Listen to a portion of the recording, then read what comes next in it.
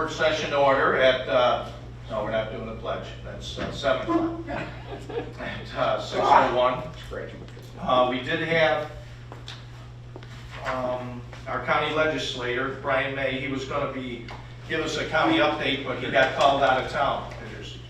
He got called out of town, so we're going to just get right into the budget tonight and with the highway budget. Now, before we get started, I just want to say to everybody, I hope that everybody is in a good mood tonight, because nobody's looking to torture anybody, or nobody's looking to give anybody a hard time. But I do want to make sure that everybody stays civil tonight. And if I'm not looking at you. I'm not looking at you. But if I feel that things are getting a little bit heated, I'm going to take a break. Give everyone a chance to calm down. But hopefully we don't have to do that. So, all right. You'll survive this. All right. I'm okay with it.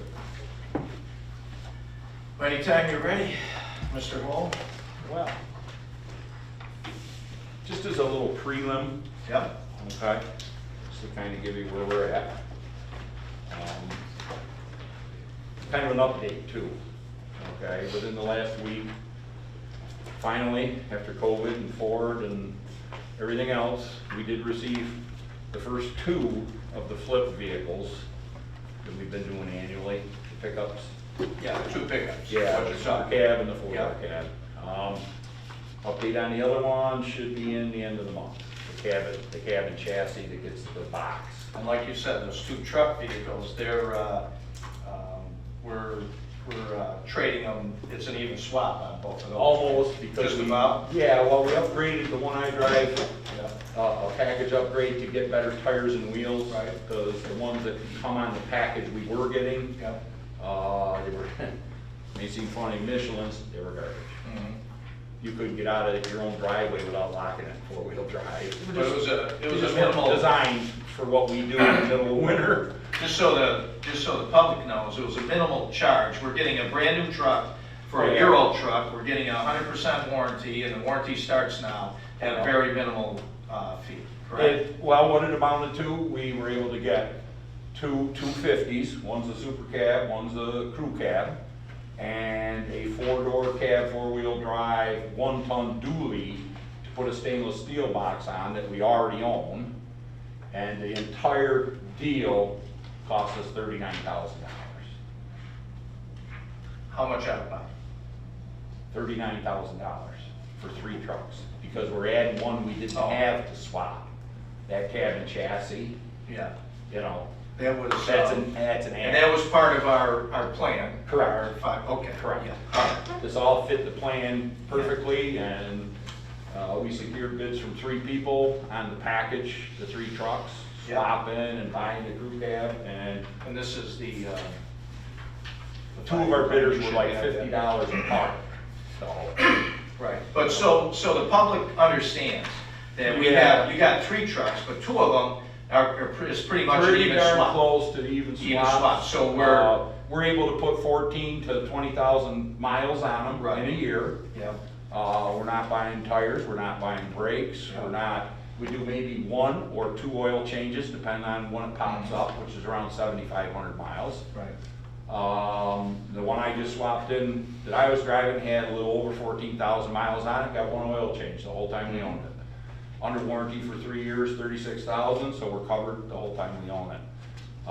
Gives it a good retail value, that's why we buy a color other than flat green, because we buy a vehicle based on the perception of what's going to have a high market value when we get rid of it. Right.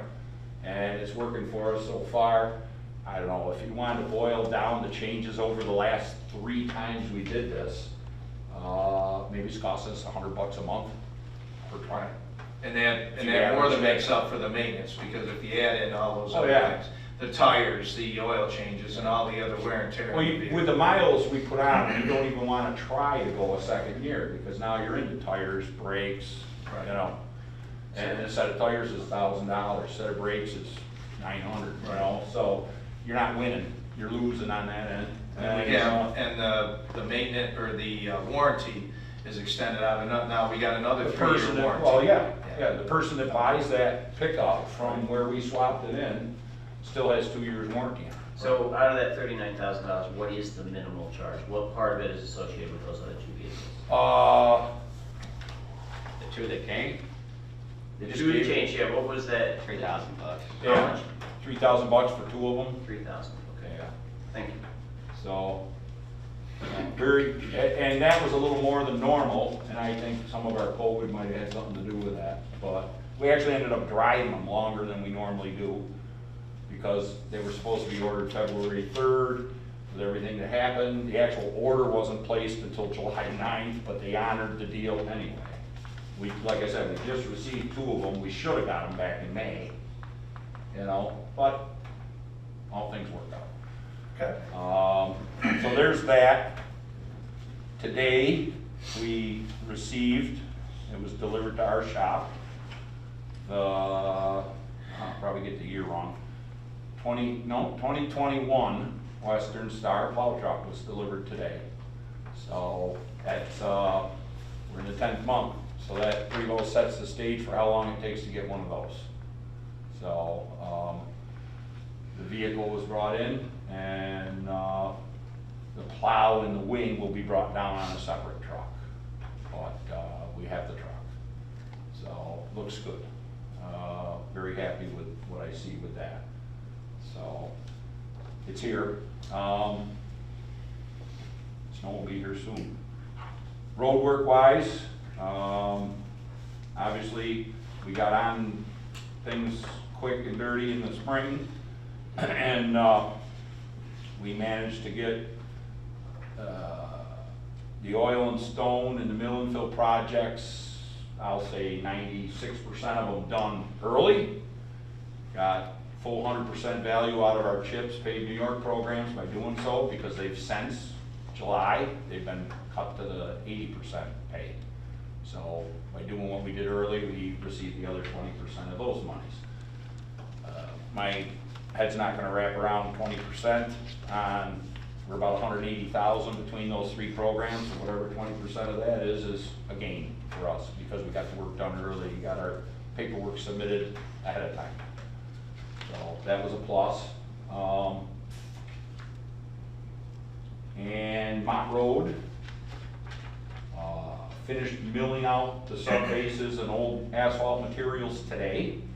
And the base gravels have been pretty well placed, a little bit of fine grading, and that road will probably be paved in a base asphalt next week.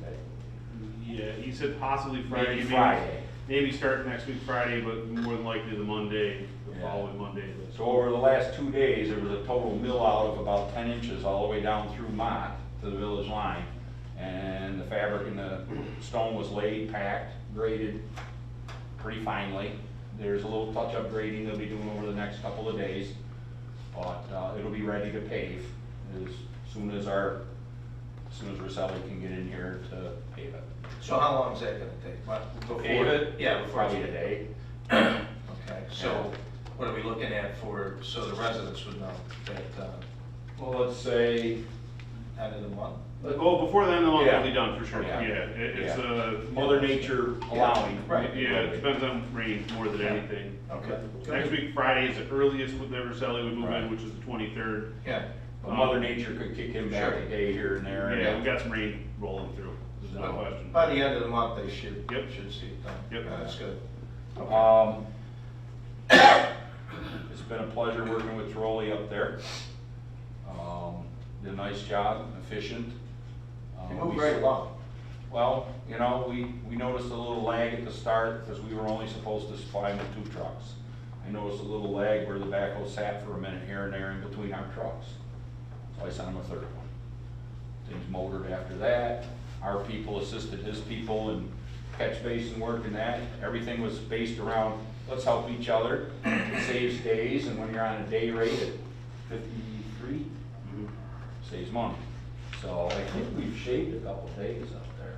Right now, everything works out as I think we're gonna be about 5 days under budget. We had 31 days budgeted, and I think we're gonna fall in right around 24, 25 days.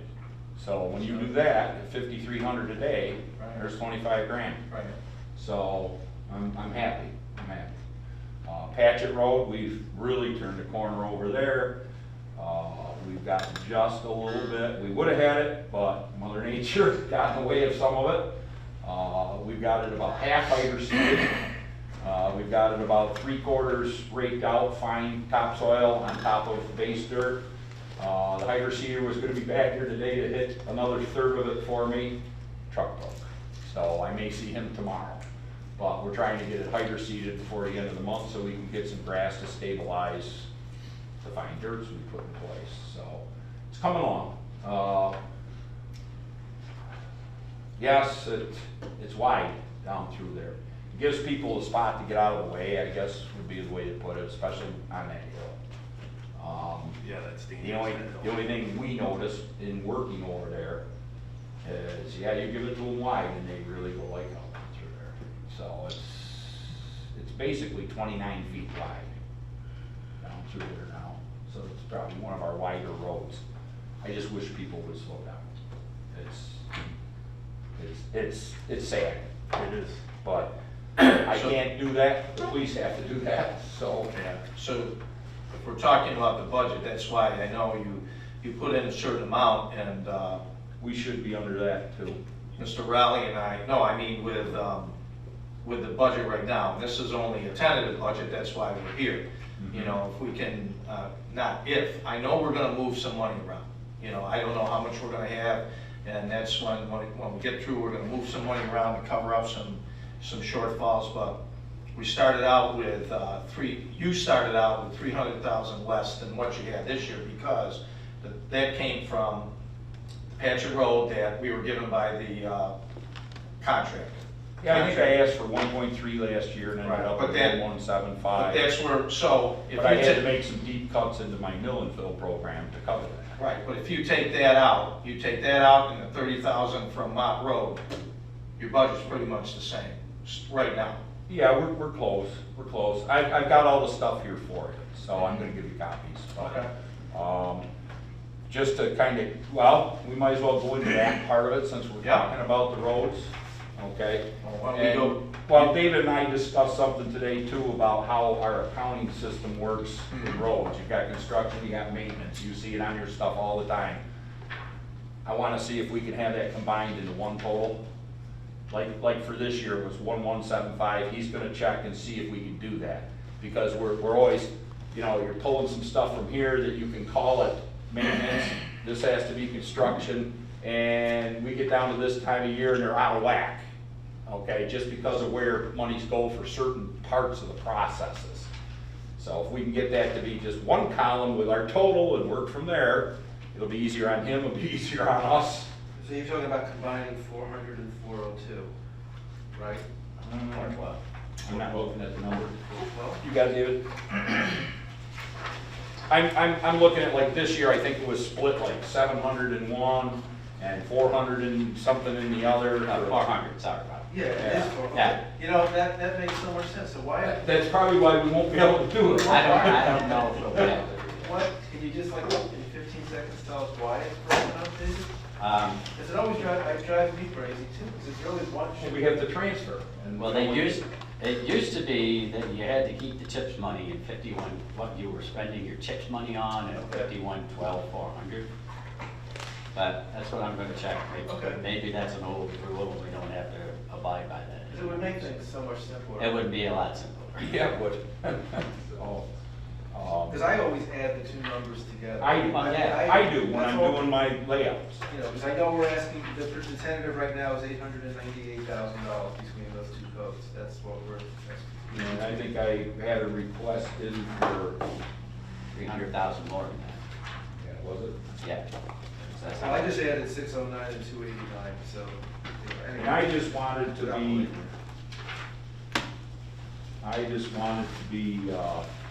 careful next year because we don't know where the CHIPS is gonna land. You know, is it gonna stay at 80? Is it gonna come back? We don't know. We don't have an answer to that, so I wanted to be careful about. Well, I You can- don't put the Port of New York in it anyway, do you? No, I don't. Okay. Not on the revenue side. See, I worry about, on the revenue side, the CHIPS money is in jeopardy, it's about 130,000. So, And we were, when we went through this, we were being very conservative with the stuff because we don't know where we're going to be. That's why I was hoping Brian May was gonna be here tonight because I wanted, everyone to hear it from someone other than me or Dave. But when we went through this, we kind of we're looking at about a 20% difference in the money that we're getting from, especially the state. We took out, I think, 20%. And that's where we wanted to start from because, he and I both think that, that's probably a number that's conservative enough where we're not gonna get hurt. If it comes in higher, I mean, that, we're okay with that, but if it comes in lower, especially when you're talking about budgeting, that could be a problem for us. So that's why we did it. Yeah, just to clarify, the CHIPS money is made up of three pieces. It's the regular CHIPS money that we get. There's a program that's called PAC-B New York that we get, and then there's a winter severity that we get. We historically have not budgeted, and this actually goes to one of Bob's questions on the sheet. We historically do not budget for PAC New York, and we don't budget for the severity money because you never know for sure if you're gonna get those. and if you do get them, you just put them in the Yeah, roll they go in as a forward. revenue, and that's a plus for us. It helps us the coming year. Dave, So this year, as Jerry was just alluding to, and we had some discussions at some meetings here, we weren't even sure we were gonna be getting anything for a while. Right. And then it was, okay, you're gonna get 10% less, you're gonna get 20% less. You're not getting any paid New York, you're not getting any severity much, So that's why we took the approach in this budget to stay the way we've been budgeting. Don't budget for paid New York, don't budget for severity, but only budget 80% of the $129,000 Right. for CHIPS. And we were on board with that on the careful side of things. Like I think my request on that part of the budget between road maintenance and the other, 59, was basically what I received for this year. Okay, in other words, I asked for 1.3 last year, got 1.175. It's worked well, we covered a lot of ground, we're making some progress. At this point, I'm gonna make a comment, okay? This is based on, need these. This is based on John Carlisle, ex-commissioner, New York State Highway Department, okay? And this is out of Cornell Road Program report. His words were, "It is an economic crime if we do not take care of the roads after we build them." So I just want you to bear that in mind as we go through all this, okay? And I've got copies here.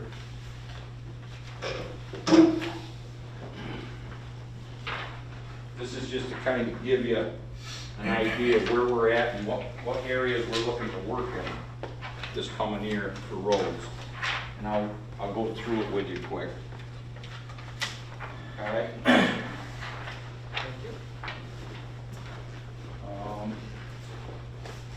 Okay, the first page, these are mill and fill roads, all right?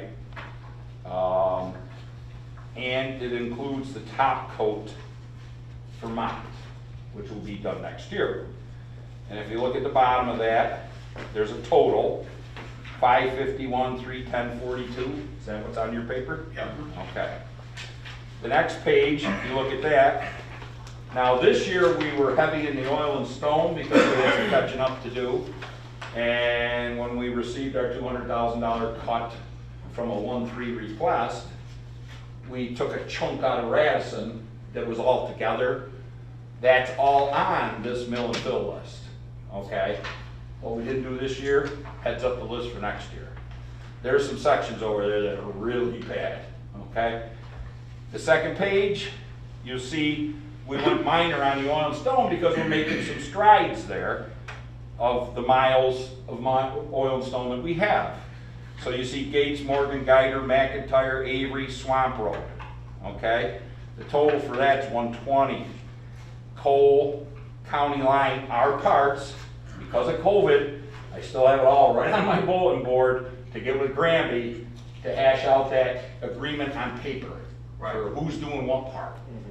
But on the parts that have been perceived and been maintained by us and them for eons, okay, I formulated my estimate for Cole and County Line because technically we should have put a fine oil and stone coat on that mixed pave that we did year before last. Was it year before? No, last year. So we at least need to get that process on top of that this coming year. Okay, and that's just a fine oil and stone. It's a sealer coat is basically what it is for the process that we put on underneath to do that road up.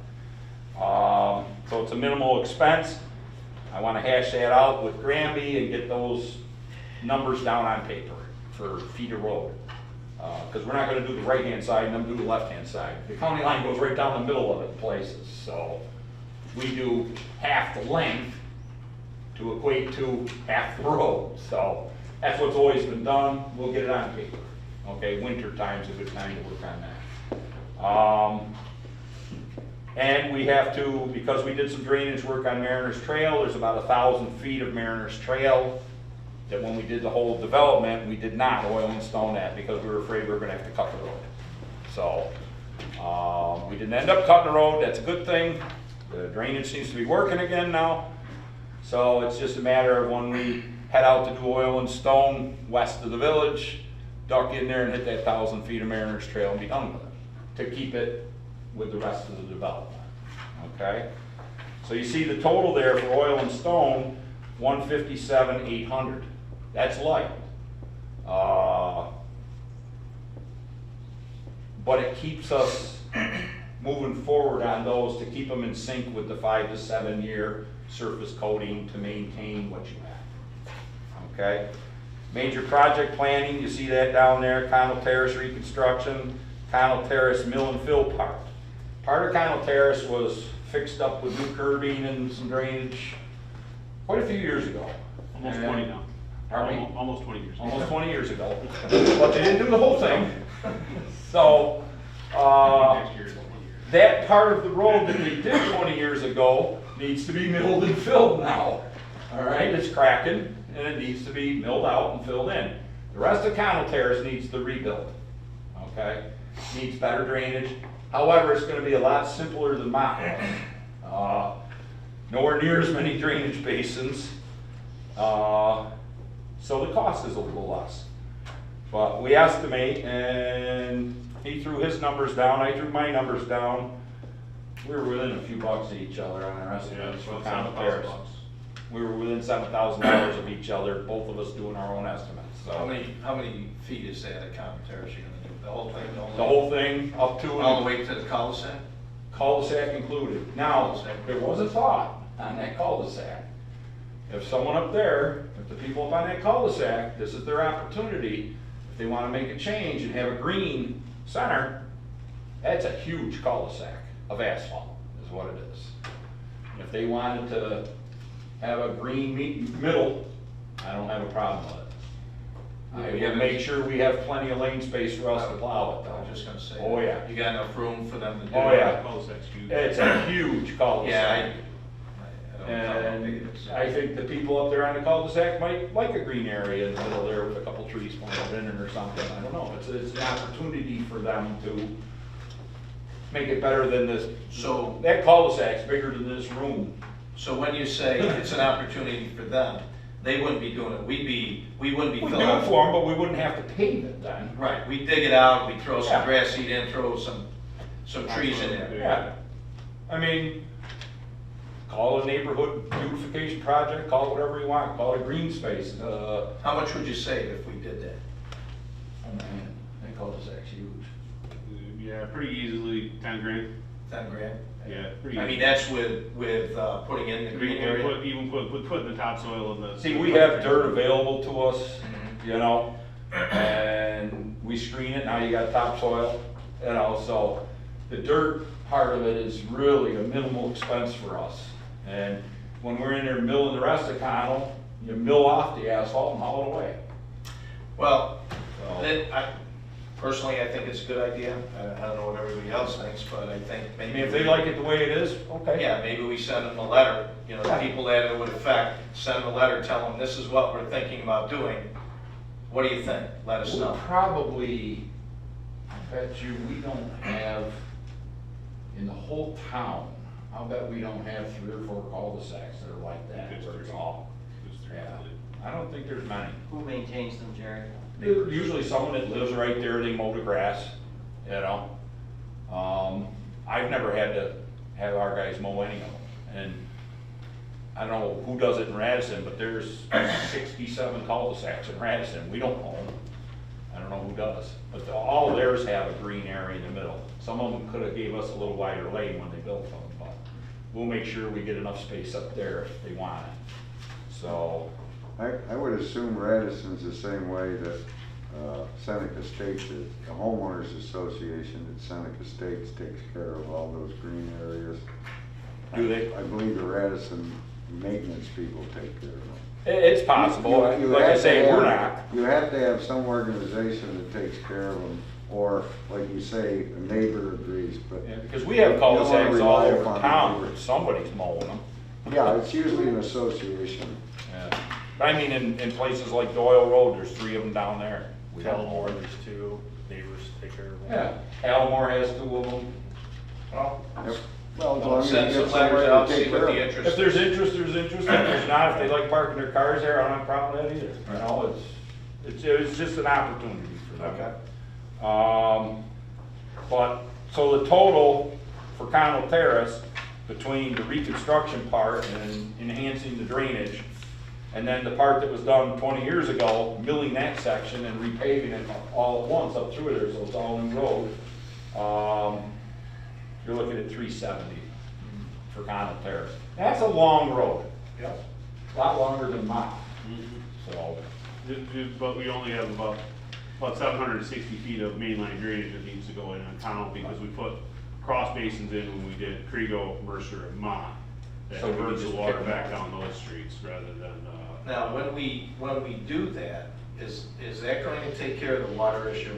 Because Yeah. That's Because we're gonna gonna- add basins. as you go down from the cul-de-sac around there, on that bend there, there's a lot of water. The other thing Yeah, it'll yeah. also pick up, we get a lot of ice problems up there because people have sump pumps and they bring them out to the street and they just dump them there. Well, that's fine this time of year, it's not freezing.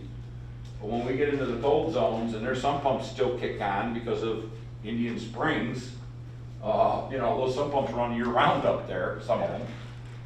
That water flows down the road and freezes. We've gone up there before in the dead of winter and had to chisel out this much ice with a payloader or a backhoe because you can't plow it. So when we do the reconstruction, part of it is when we put the under drain in and mainline pipe, we tie in everybody's sump pumps right into our drainage system. Yeah, like, that's what you did on mine. We just did it on mine, Yeah, so, that's a great idea. that gets it off the road Mhm. and puts it where it belongs, and now we don't have the ice problems. So that's that one. You go to the last page of the road maintenance, we put down crack seal, which we need to do where new meets old when we do these roads. Anything that maybe has some longitudinal cracks in the middle where your seams come together. First 3 or 4 years, things will show you where you need to seal them up, but we like to seal new and old. We did it last year, we didn't get to do any this year. So we've got down there, it's about 15,000 in crack seal. We have unanticipated culvert pipe replacement. Usually, a lot of that occurs out in the country roads where they put iron pipe in, the old galvanized years ago. We did 29 of those this year, cross culverts. Had to cut the roads open and change 29 culverts that were either collapsing, the bottoms were out, they were gonna be a problem. So we call that an unanticipated pipe replacement until we get on that road and walk that road and check those culverts. You don't know which ones you're gonna fix and which ones you're not. Willett Parkway, we didn't get to get near that this year. We've been changing the drainage grate locations that are along the granite curbs. Call it ambitious or not, we'd like to do 10 of the paired locations per year. I think there's 120 catch basins on Willett Parkway, and they're all failing. So initially, before my time, they would go over there and do ones that were caving in. Well, now, we don't have too many that are completely gonna fall in, but they're showing their age. So last year we started, I think we did 6 or 8 locations. Pick the worst ones first. Now we would like to do it where, okay, we go from here up and we do 10 of them. And it could take it, 8 or 10 years to get them all changed out. Hopefully the road holds together long enough to do that, because I'd like to get those fixed before the road gets repaved. It just makes sense. One more thing to note is the cross culverts between those basins, Our metal pipe. they're all corrugated steel pipe and Yeah. posts. Yeah, we haven't seen one yet where the bottom's not gone. We're facing that in the whole northern section of Radisson. We've got quite a bit of mill and fill next year in Radisson. One of the things that Jerry has in his parks budget is we're gonna get a better inspection camera, a push camera, to take a closer look at those before we pave next year, because Yeah. I know we're gonna find quite a bit of pipe that is in poor condition in that section of Radisson that we're looking at. Everybody loves the salt in the wintertime because it melts the snow and ice on the road. But boy, those pipes, those old corrugated pipes don't like it at all. Takes a 30-year expectancy and turns it into a 15 to 20. We had to change some in your neighborhood. People are like, whoa, yeah, pull it out, no bottom. The pipe's gone, road's caving in next to the basins. That's what usually flags one for us. Someone will call us and tell us, hey, there's a hole in the road. There it is, it's gone. So we end up cutting up the road. I don't like to cut up roads that we just paved. So yes, the tool we want to get kind of jointly is an inspection camera. They're $2,000 to $3,000, but we do want to get one because you raise the basin grate, you pry that up, and you can't really go down in there to look in those pipes. But they have cameras that you can feed down there and look at it and view it and see what condition they're in. So can I ask you a question? I totally understand and agree that we have a problem, but I'm just curious, is this like something that's just surfacing in the last 2 or 3 years that we're beginning to see this problem, or has this been? No, this is I'm asking ongoing. myself, like, how come for the last 40 years this has not been an issue? I don't know if you recall, when I did the initial pavement management plan, we did a map Right. where we had mapped all the cross culverts and showed the ones that need to be replaced. I mean, we've been working on this since I've been here. Okay. We haven't done a lot in Radisson yet, but, the piper's knocking at the door to be paid, and we would rather not be doing it after we resurface roads. Well, the And we're doing mindset, a lot of work in the we whole worked section of on this. Radisson this year. So we make our road selections based on surfaces, okay, and age. And then we do our estimates and we create our budget based on what we think the town can afford and what we physically can do with the size of our workforce in our short northeastern construction season. And you get to the 1.1, 1.2, 1.3 for millions of dollars, we're maxed with the help we have. You can only do so much work. So it's important to us though that any road we resurface, it's kind of a pet peeve of mine, go down the road and check everything. Open up ditches, find your culverts, check your culverts. And in the country it's easier because they're right there. You can get a look at them. In these developments, you're walking on things and driving on things, you don't know what's underneath you there, and like I said, it first becomes evident, someone calls me when they're out jogging on the road, and there's a hole like this by a catch basin. That's the first sign we get usually, unless, with what we're doing, I pick road A, we're gonna repay that this year. Before we bring in a mill in there, I pulled every grade on that road and looked at every pipe as best I can with what I have to look at it with. And then we make repairs where we feel they're necessary, then we mill the road and repave it. The most embarrassing thing in the world to me would be to repave your street, and then 2 weeks later, have one of them start caving in. So we're gonna try to, well, we have been trying to avoid that from happening. I don't think I've. Is there gonna be a centralized database that you're gonna use, so that way years down the road, people can see the findings? Well, So that we- they have a better understanding of which ones will need to be replaced? We years create down the road? a list of things we do each year, is kept at my facility, of what roads have been paved, when they were done. You've got a pretty good list too. You know, culverts that we've done, you know, we keep track of that, so that someone coming in behind me could say, gee, they did this road 8 years ago, needs to be resurfaced. Oh, he changed every pipe on it to plastic. Good to go. You know, so we're trying to make it easy on the next guy, I guess. The new version of the Cornell Asset Management Program, there's a new version of that software coming out next year.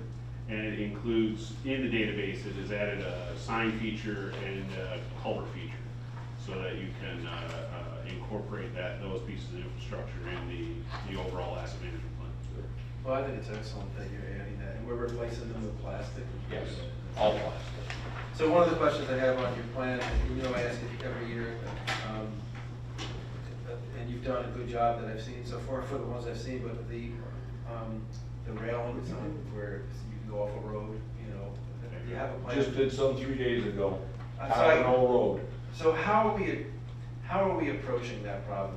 Are you approaching it as, That's kind of as an as needed basis, or as perceived needed basis, or, you know, like the one we just did on Cottonelle, it was like 3 days ago we did.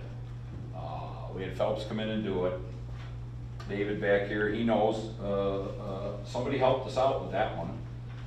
They came around the curve there and smashed into the concrete abutment that was there and sheared off a part of it.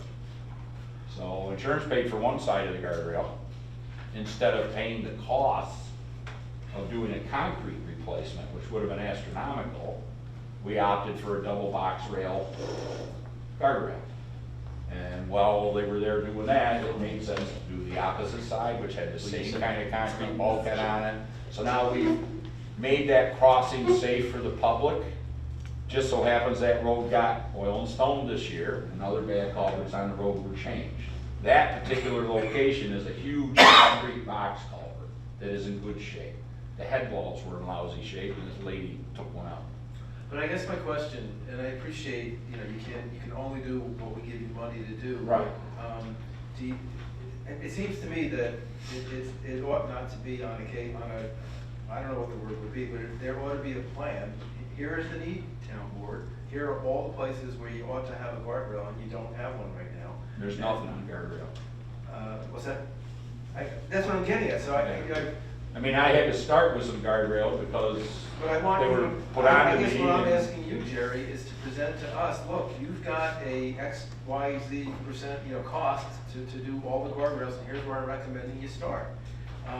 Because you did the ones on Dingle Hole Road, and it's not because I lived there that I wanted you to do, because I see them. It's like if anybody went off the road into that 4 feet of water, they'd be in trouble. You fixed it. In actuality, maybe you'll concur, maybe you won't, in this townwide, there really aren't a lot of serious guardrail concerns that we haven't addressed already, you know? I don't know as I truly concur. Okay. And It's something we haven't talked about. mainly because of the steepness of some of our ditches on the county roads. But And they're. it's a county road. No, not county road, our country roads. And another thing is the steepness of the ditch, and with a 3-rod road right away, we don't have any room to push the ditch back further away from the road. By highway design standards, there are many areas where either we gotta look at doing some closed drainage, or we gotta look at we should be looking at putting some guide rail in. They haven't been a problem. Which is the less expensive. Depends on the, Yeah. no, it really depends on the drainage basin, the size of the drainage basin that you're trying to convey with a closed pipe. And if you're trying to convey a lot of water and you're having to put 36 or 48-inch pipe in the ground, it may be cheaper to put guide rail in. I guess all I would like, and I guess We can Well, I'm certainly making look a at- right, I'm making a note right now. just to, you know, here's the plan, and Yeah. let's, what we can do on a per year, per annum basis, let's do it. Yeah. But at least you have a plan that says this is what ought to be done. Well, what I'm making Just a like you note do for about is roads. guide rail or closed drainage planning. And like I say, this is the time of year when we can look at those things, before we're covered up in snow. And make your list of a priority, run it on down, and see what your normal linear foot price is for standards in both ways, and approach it that way. I mean, we'll try to create something for you, it's just something we haven't had an opportunity to address. I mean, it's probably cheaper if you can get away with putting up to an 18-inch pipe in the ground. It's probably cheaper to put pipe in the ground than it is to put guide rail up. But in a lot of those country areas, you got fairly large drainage basins that are contributing to the ditches, and it's gonna push you into larger pipe sizes, which, In reference to that, for anybody that might not know, Well, I can't speak for drainage everybody. basin is the vast area upland of where the water collects is. I would be satisfied if we had a plan, and we just attacked. we work on that, Bob. Regular basis, that's all. It'll take some doing, because it's a big town. Absolutely. Well, and that's probably not gonna be a cheap endeavor either. Well, another one we've So- already recognized, every time we do move basins out on Drake's Landing to change the failed pipe underneath, or not Drake's, Willett. Every time we do one of those double basin locations and move them out of the drive lane, the pipe has failed, and where we're tying into the center pipe that goes down the median, all the way from Willett, from one end to the other, what is that, a 4-footer? starts at 3 and goes to a 4. Okay, diameter pipe, and that's metal too. And when we're making our connections into that, it's got perforations in it. So that's not long for this world, and that's a huge deal. You take that You're long a length of 4-foot diameter pipe is a lot of money. You're $500,000 just replacing that piece of, that pipe, those pipe and catch basins. Let alone working around all the utilities and the Well, median. yeah, there's a Willett Parkway. spaghetti mess of utilities there. It's not an easy. Gentlemen, isn't this discussion supposed to be about the 2021 budget? Yeah, we're working on it. So I have a question. They're about giving that. us things to work on further. Well, we got about another 18 minutes. before we Oh, yeah? start our meeting. I mean, we can carry it on, afterwards. Well, I gave you that for the roads. I'm here as long as you wanna be here. So, Jerry, Yes, sir. so the 3-page paper you just gave us totals approximately $1.2 million, right? A little under. 116. Yeah, right? 1163. Yep. And the handwritten notes that you have over here on the budget document total $898,000. Yes, Okay. we had. And then, but then the typed totals on the budget document total $1.2 million. So the type numbers are what he asked for.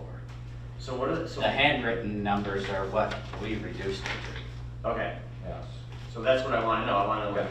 where the numbers are coming from and where this stuff fits in. There was a minor change 2 days ago. I caught it because we form our road plan all year long. Okay, do estimates and things all year long in preparation for this. And when we were putting the last bit of it together, I had already obviously submitted my requests. And then you did your tentatives already. And I found in my road book, copper knoll guide rail. Well, it got done. And it was in this total. So I had to back that out. That's why this number went down a little. The end number, Which number? the end number on this document I just gave you is the one I truly need, based on this list. Correct. Okay? The one that I submitted with our budget request would have been, I don't know, $35,000 higher or something. Yes. It was like 1198 and change, I think is what I requested. 2, looks like. So go by this one I gave you tonight. That's what we're looking for. And, just so you know, I didn't want to muddy your waters with all the different road estimates, because based on, I have them here, okay, and I have them here. I have them in about 3 places. When it comes down to it and you adopt, then I have to go back through and see which ones fit the cut, or do we get to do them all, or, you know what I mean? Hey, So there's no sense giving you all that now, No, because that's gonna change. So the road list will change. Next question I had in regards to our budget was, and this is just a reminder kind of a thing for you, but Dave may have explained this to me earlier today, but I'm just gonna double do this and clarify it. Truck replacement program that we adopted back in the Yeah, we spring. got it. Yeah, we got it. Everybody's got it. Oh, you got it. I gave it to him. Oh, Yeah, that's that's, the right one. yeah, that's right. 116,900, okay, yeah. So it is identical. Identical. Okay, all right, I didn't know you had it. And, you know, I saw, you know, Dave and I looked that over, and because of that, because of what we're doing, 45,000 of it was put in another line. item. That's what he told me. Yeah. Because I was concerned when I saw 225 No. tentative. No, we got, When it should have been, you know, the 25% over the 215 from this year. yeah, To cover the cost of that truck's payment and order the new one. yeah, So, sounds like we're okay there. yeah. Because when we talked, and we've been talking since March, Mm-hmm. and I asked you, I said, this year's gonna be a very, very difficult year. Oh, we knew that. Right, and that's when I asked you, I said, so if you have to look at machinery or equipment, or you had to look at road maintenance, which one is more important to you? And you told me, equipment. It is because we've gone No, I so long. understand, I understand. I mean, I know you need all this stuff. Yeah. You know, I'm not, Well, the road stuff, I'm Yeah. asking for on behalf of the residents, so we Yeah. can keep the No, roads up to speed. You know, I use the comparison of, you know, a road that starts cracking, we come in there and we put a seal on it, you know, new mill and fill or whatever versus reconstructing it. We don't want them to get to the reconstruct phase. So, you know, mill and fill or oil and stone on certain types of road is a whole lot cheaper. So it's, you know, $35 oil change in your car, or do you wanna wait and spend $3,500 on a motor? and, You know, that's how I equate this. and when So, Mr. Rowley and I went over this, I said to him, I said, look, I want to come in with a zero budget, zero increase budget, because there's a lot of people out of work. This is a bad year to raise taxes on people. If we have to raise it, I want them to see, you know, we're starting out at zero, to see what we're doing to keep the taxes low. So if there's things that we absolutely have to have, and there has to be an increase, then they're gonna know why, and they're gonna know where it is, so that when we get to the public hearing, they can weigh in on it. yeah. Oh, We're no, gonna I listen- get it. I'm gonna listen to them anyway, but that's why we're starting at this zero, so we can, because we already have, there's another about $70,000 that isn't accounted for in this budget. Now, there's 24,000 that they need in the parks, and that's actually come down, probably more around 18,000, because the parks personnel has been cutting down some of those trees. But we need a new phone system, and we haven't gotten the number on the phone system just yet. I hope you Mr. come Roskis who to come that. up with that. And then we have to talk about the fuel farm, what we're gonna do with that. Yeah. And that's gonna be $25,000 to $30,000, no matter what we do, whether we stay with it, whether we go or decommission it. So, you know, you're talking, it's come down a little bit, but at least $60,000 that we haven't accounted for in this budget, that we're gonna have to find somewhere. So, I have one question as I went through the tentative budget. These are just quick questions. Hopefully you can answer them so I know the answer. I don't know how to give you the page, because I might not have all the pages you've got. Okay, well, if you go to, it's under description, the account number, does that help you guys? Is it in the highway department? No, this is general fund, and it's just a question for you. Because, like you said, you're trying to keep things at Right. zero, and right, and it's account AOO1220, okay, 105. It's called the bookkeeper to the supervisor. yes, yep, And it just caught my eye that it was Yep. at a 10, and then it was at 0, and then it went 13,587 and stayed Right. to 13. Who is that? who is that? Yeah. That is in there because, I might as well tell them now. Yeah. Mr. Rowley's gonna be retiring in Okay. in April.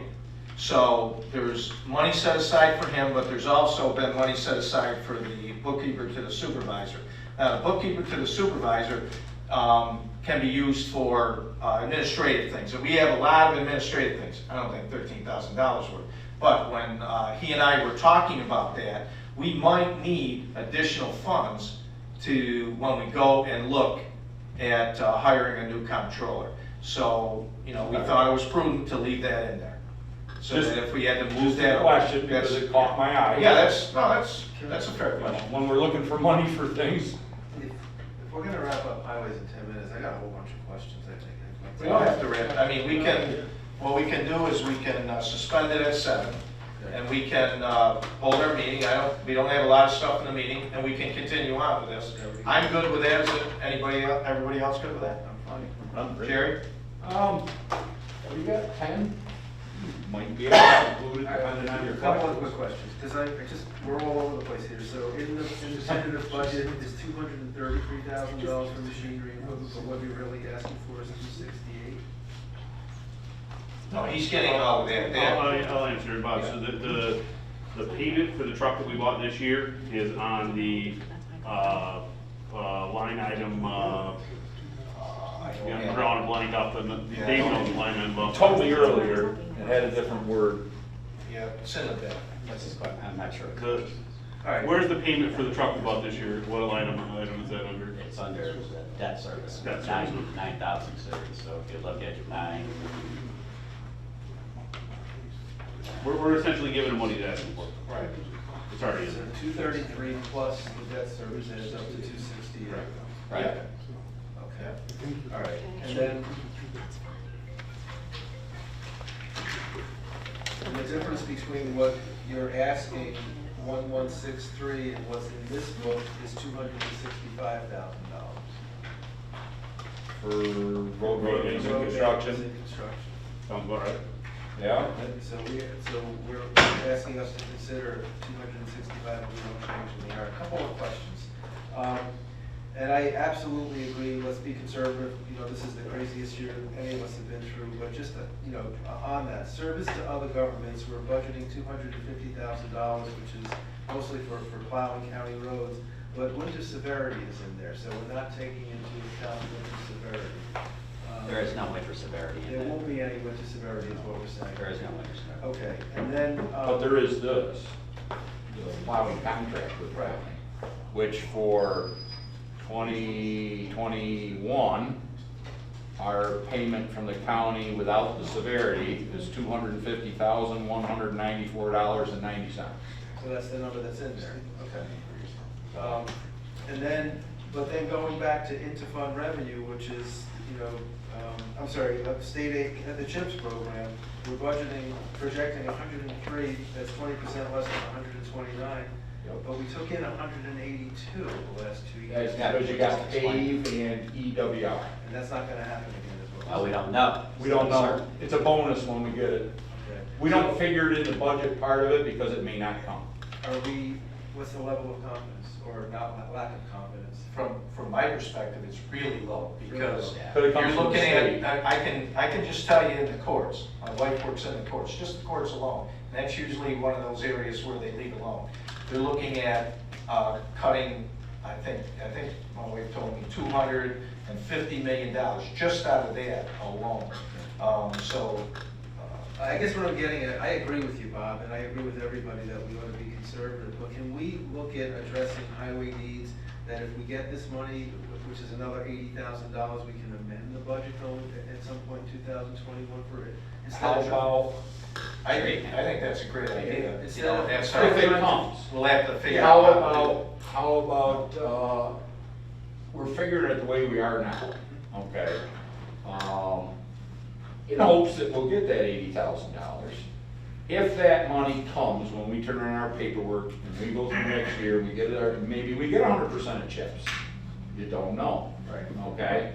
That'll be determined. Those are our three things that come from the state that are in jeopardy.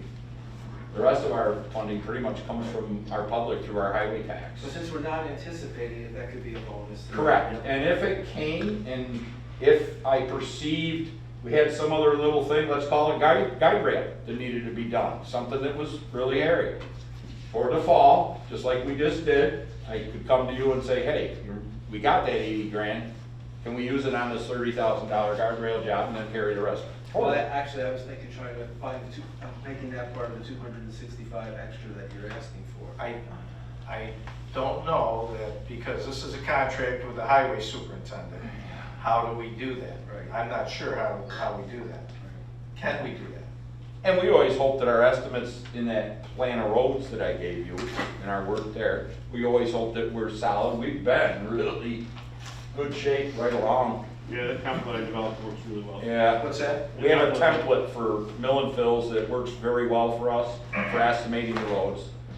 Actually, contractors have asked to share it with other municipalities. Yeah. So, you know, our estimates are generally very solid. We do run into some unanticipated, but, you know, if the 80 comes, great, you know.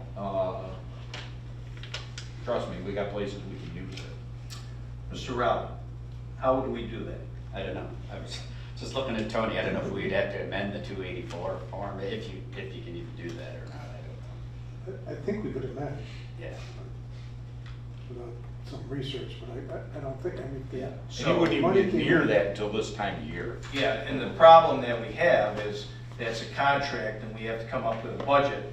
And once we have that contract with you, that's a legal document, so that we'll have to, I don't think that's a bad idea, but we have to find out how and if we can do that. If that was to happen, sure. Didn't we explore this before? How about if it was earmarked as capital money and held in a special account for uses for, like, we could call it for our guidance plan or. I think that's something that Mr. Rivazigno's gonna have to research with Mr. Rowley, and then we'll come up with a plan. But if we can do that, we will look to do that. I think we should. I don't say we're going to, I don't mean to speak for everybody else, but. I believe we talked about this once before, and it was pointed out that if both the highway superintendent and the town board came to agreement, we were allowed to amend the contract. I thought that's what we. I think that's what we looked Yeah. at. I do believe that was what we. No, that's I fact. think that's probably the case. But it would be this time of year when you would amend it and just include the other monies that you received, and that only if I have a need for them. Well, we Otherwise, could- they would end up in, carried forward into reserves, right? What we couldn't do Dave? is, Yes. on our own side, on the town side, just amend it and say, sorry, Jerry, we changed it. Right, The right, deed. no, I know Right. that. But if we both agree, I don't think Yeah. there's any problem. All right, I so think that's what we came up with. we'll explore that, and, I mean, if we get unexpected monies coming in, and you showed a need to, for that money, why wouldn't you get it? And then, I'm so confused about how we're paying for equipment, but it looks really interesting, but we're not putting $125,000 in the transfer to reserve account. And why aren't we doing that? Because your 5-year plan, we did away with that. We did away with that.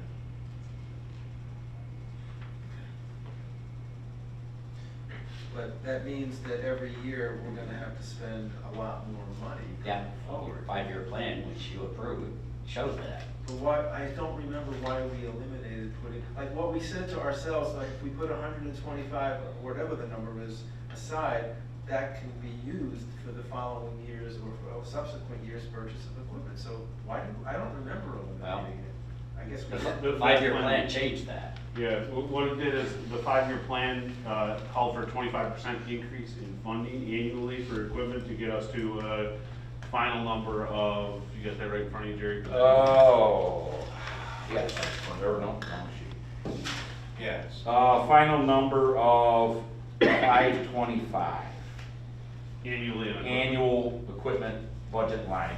And at that point, we felt that unless something drastic changed, we could become basically sustainable at that rate, and keep it flat. And when we get to the end of the 5-year plan, as it's presented there, Mhm. there's gonna be $340,000 in a reserve that we haven't touched yet. Right. Plus, like this year's budget, as part of the 5-year plan, and we're starting to see some results. When I watch my lines of my budget for parts and outside vendor repairs on my trucks and equipment, we still have money left there right now. But we're going into our fall where we go through everything prior to winter. So far, trucks have been making it through inspection a bit better because we have a couple of newer ones, and it's saving us money, so I reduced parts and outside vendor repairs $5,000 each, going forward from what we had in there this year. So there's a $10,000 drop because of updating equipment according to the 5-year plan. So where does the money come from that goes into the equipment reserve account balance? It goes from 340 to 317 to, where does that money come from? What's your question again? You have a column here called equipment reserve account balance, so, right now. Yeah, so right now, we got 215 in there. Oh, you got. In this budget year, 2020, no, there's $215,000 already set aside in the reserve fund. Okay, This year, we budgeted $125,000 for 2020. right. 215 and 125 is 340. Gotcha. That's gonna stay there. Okay, we're not using that. And then what happens to it over the subsequent years, Dave? It goes. Nothing, well, if it plays out, as you can see in that column, we're gonna dig into it at the rate of $22,000 a year. Okay. But again, we may not even need to do that, you know, depending on, We passed this by resolution. I believe it did. Yeah, it was February 10th. it was back in February. And the other question I had in regards to that whole process, our sale of the equipment we got rid of or replaced, you know, like just this year alone so far, there was 2 dump trucks was like 9,100. The roadside mower was almost 17,000. And as soon as that other cab and chassis comes, truck 4 goes down the road, maybe 4,000 or 5,000. So where's that money ending up? Well, I have to ask. well, no, I mean, as you know, obviously, that money goes in on the revenue side. Okay, So eventually, when we close out the books at the end of the year, it essentially rolls into the fund balance in the highway fund. okay, it stays with highways though. Stays in the highway. So that can help us too, these minor sales of aged Right, equipment. because we're not budgeting for those, that's Right. another plus. Right. Because we don't budget for this. So, a little after 7, I'd like to start the meeting. Can you stick around and we continue this? Let's get it done. Well, it didn't look like your meeting should be too awful long. It's not gonna, I don't think so. So is that a yes? Go for it, yeah. Okay. All right. I don't have much left, so. So, let's see. All right, I'm gonna leave this stuff right here. All right, so it's 7:04. Call the meeting to order with pledge allegiance. Pledge allegiance to the flag of the United States of America and to the republic for which it stands, one nation, under God, indivisible, with liberty and justice for all.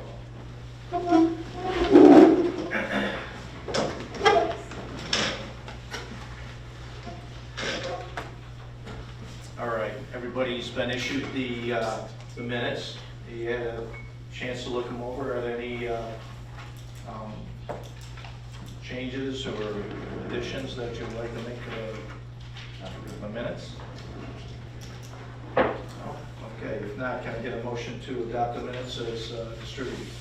I'll move it. I'll second it. All in favor? Aye. Any opposed?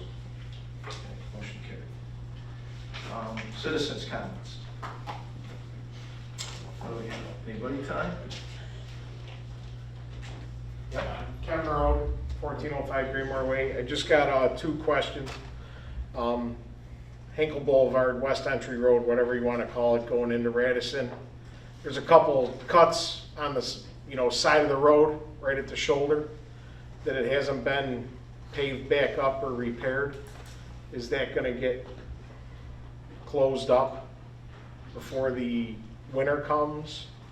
There's like 4x4 sections where they poured stone back in, but as the trucks go over it, The school district, so the school district did that when they had Syracuse Utilities run the dedicated fiber main to the bus garage.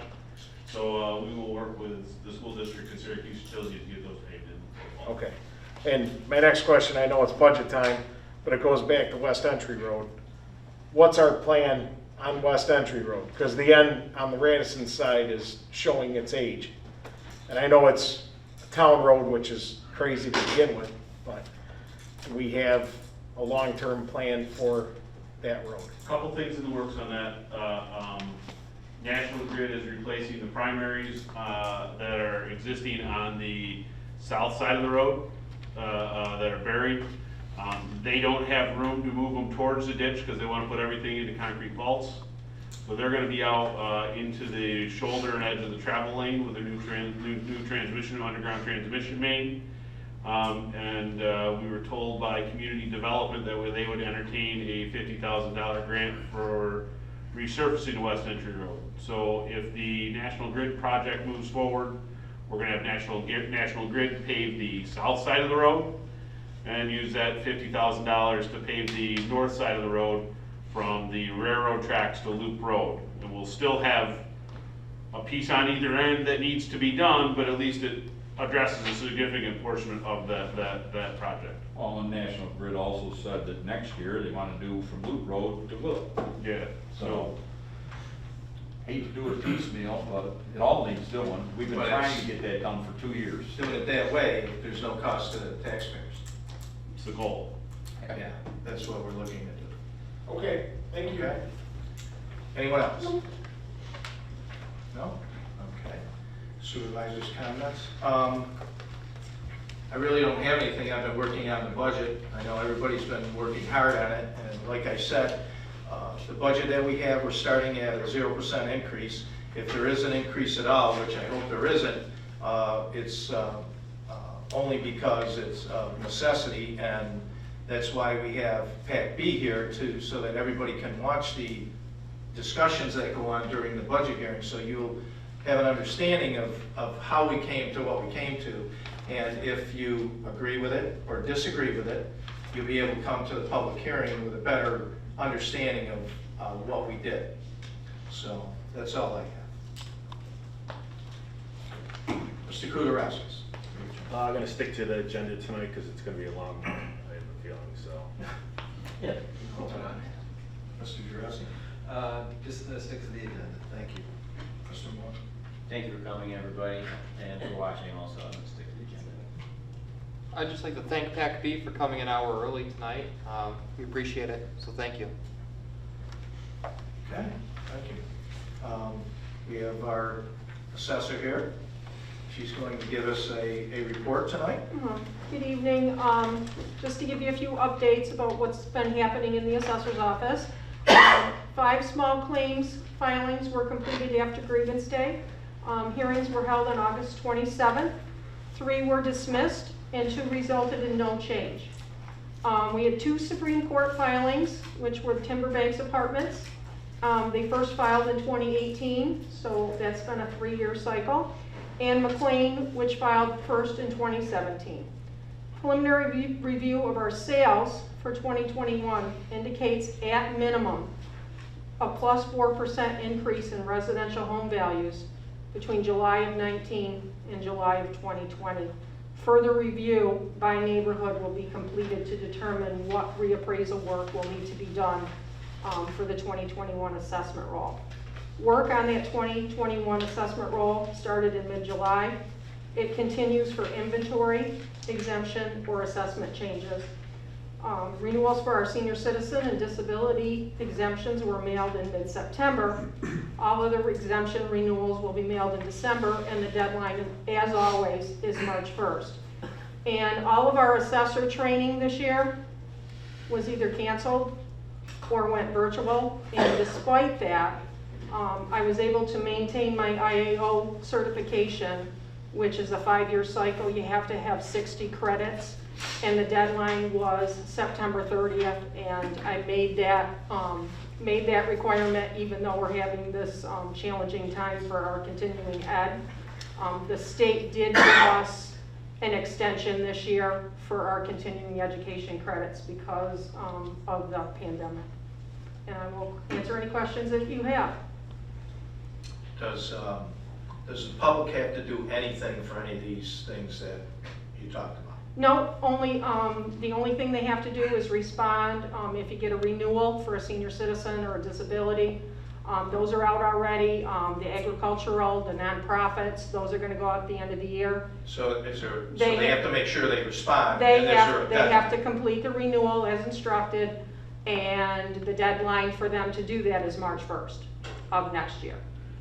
And we do follow up with our seniors and our disability. That's why we send them out early, because they have to meet the income requirement.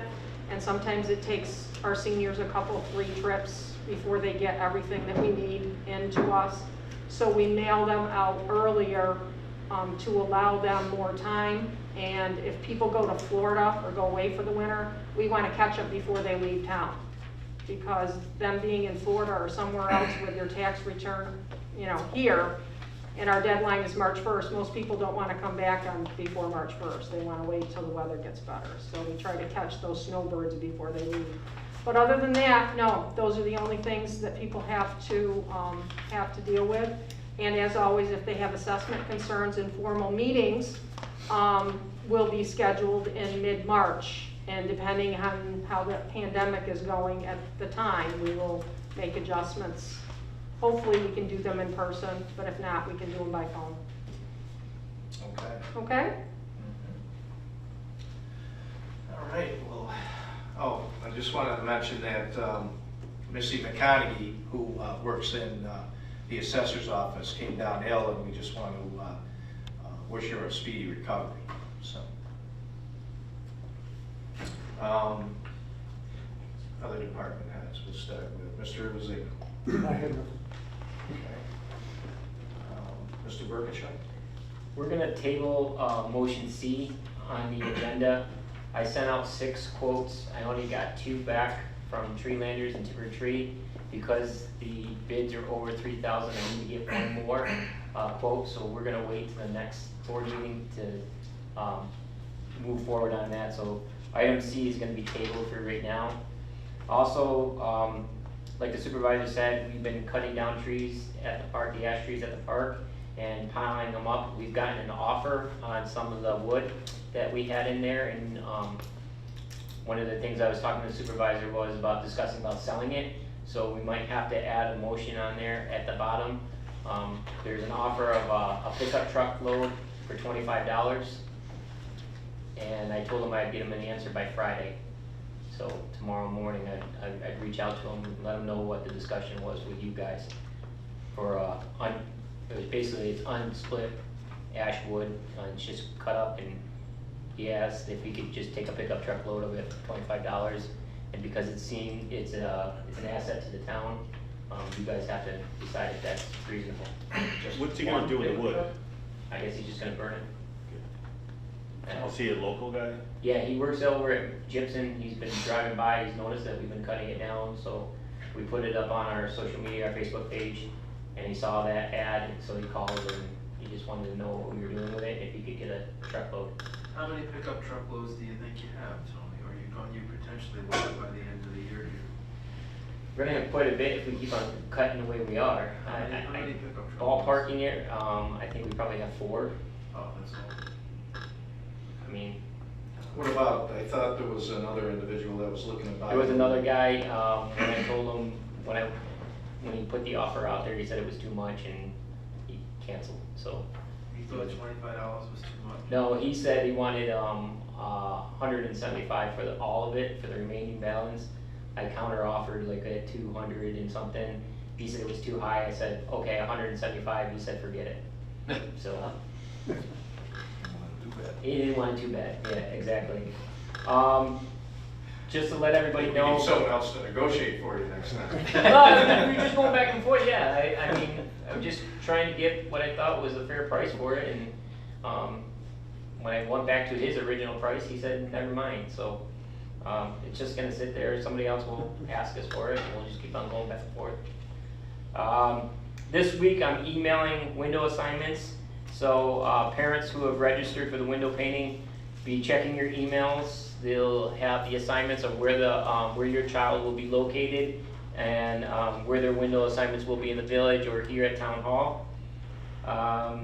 The window painting is Saturday, October 24th, 10 to 1. So if you're going through the village, you can take a look at that. That event will be going on through the village and here at Lysander Town Hall. So if you're driving about, make a stop by and check out the kids. Also, I'm looking for volunteers, anybody that wants to help on Sunday, November 1st for the cleanup. That's the most of the work. And we're gonna meet at 9 o'clock in the village square, and then we'll take a walk through the village, and we'll start cleaning windows for the day. What day is that? That is Sunday, November 1st, at 9 o'clock in Village Square. The more hands, the faster we move, the faster we can get done. Also too, we noticed some nice events at the park, and I just wanted to say we had our Girl Scout crossover at the park. You saw that? It's where Girl Scouts cross over from like being a brownie to a Girl Scout. They used the butterfly garden and the bridge for their ceremony crossover. Also too, we saw our first wedding at the park, and they used the butterfly garden to take pictures, and they had their ceremony at the park. So it's kind of nice to see the park being used, and especially the area where we're working so hard and trying to develop that area. So it's nice to see people taking notice of it. Also too, the park will officially be closed and winterized Saturday, October 31st. We will shut things down. We will, the pavilions, the restrooms, the tennis courts will all be shut down and winterized for the season. The only thing that will be accessible will be the playground and the walking trails. So that's all I have right now. I have a couple more questions. So you want to table item C, what was the bid you got, the 2 bids you got, what were the dollar amounts? Yeah, I don't know. I don't think you can say. Okay, I'm sorry, okay. I guess what I'm getting at is I don't want to wait. And so can we give the town supervisor authority with your recommendation to go ahead and if you get the proper 3 bids, to just go ahead and do it? Because why wait? We got to take down trees that have to come down. Okay. And I'm asking the board to consider that, and I'll be more than happy to sponsor a resolution to give you the authority, Bob, to spend whatever money you need, that if you think is reasonable, but I don't know how we can, I don't want to wait 2-3 weeks. I mean, the bottom line is Tony's got the money in his budget. Exactly. You just gotta do a budget transfer to cut the check. So I mean, as long as everybody's in agreement that they gotta come down, I don't know if we need any resolution right now. We just gotta be willing to all be cognizant that Tony's gonna ask for a budget transfer to pay for it once he's gotten through the procurement process. Well, so we don't need do we need a resolution or not? The only resolution you would need is just to do it, because it's not a low bid situation, you just needed 3 bids. So if he gets a 3rd bid, we could award it tonight. And you can, I suppose, do a resolution saying upon receipt of the 3rd bid, go ahead and. Okay, so that's what we can do Yeah, that. that's- I don't know what you guys feel, but I just think it's imperative to take down these trees. Because we've been told we gotta take these trees down. Yeah, I sent it out to 6 businesses, and I only heard back from 2. And I've called 2 of them that I knew today and didn't hear anything back today. We have to get the 3rd bid because it's over 3,000, it goes along with our policy. No, totally get it, but I just But want yeah, to we give can- you the authority to do it, rather than wait to hear from the board. I can change that motion. Yep. That'd be great.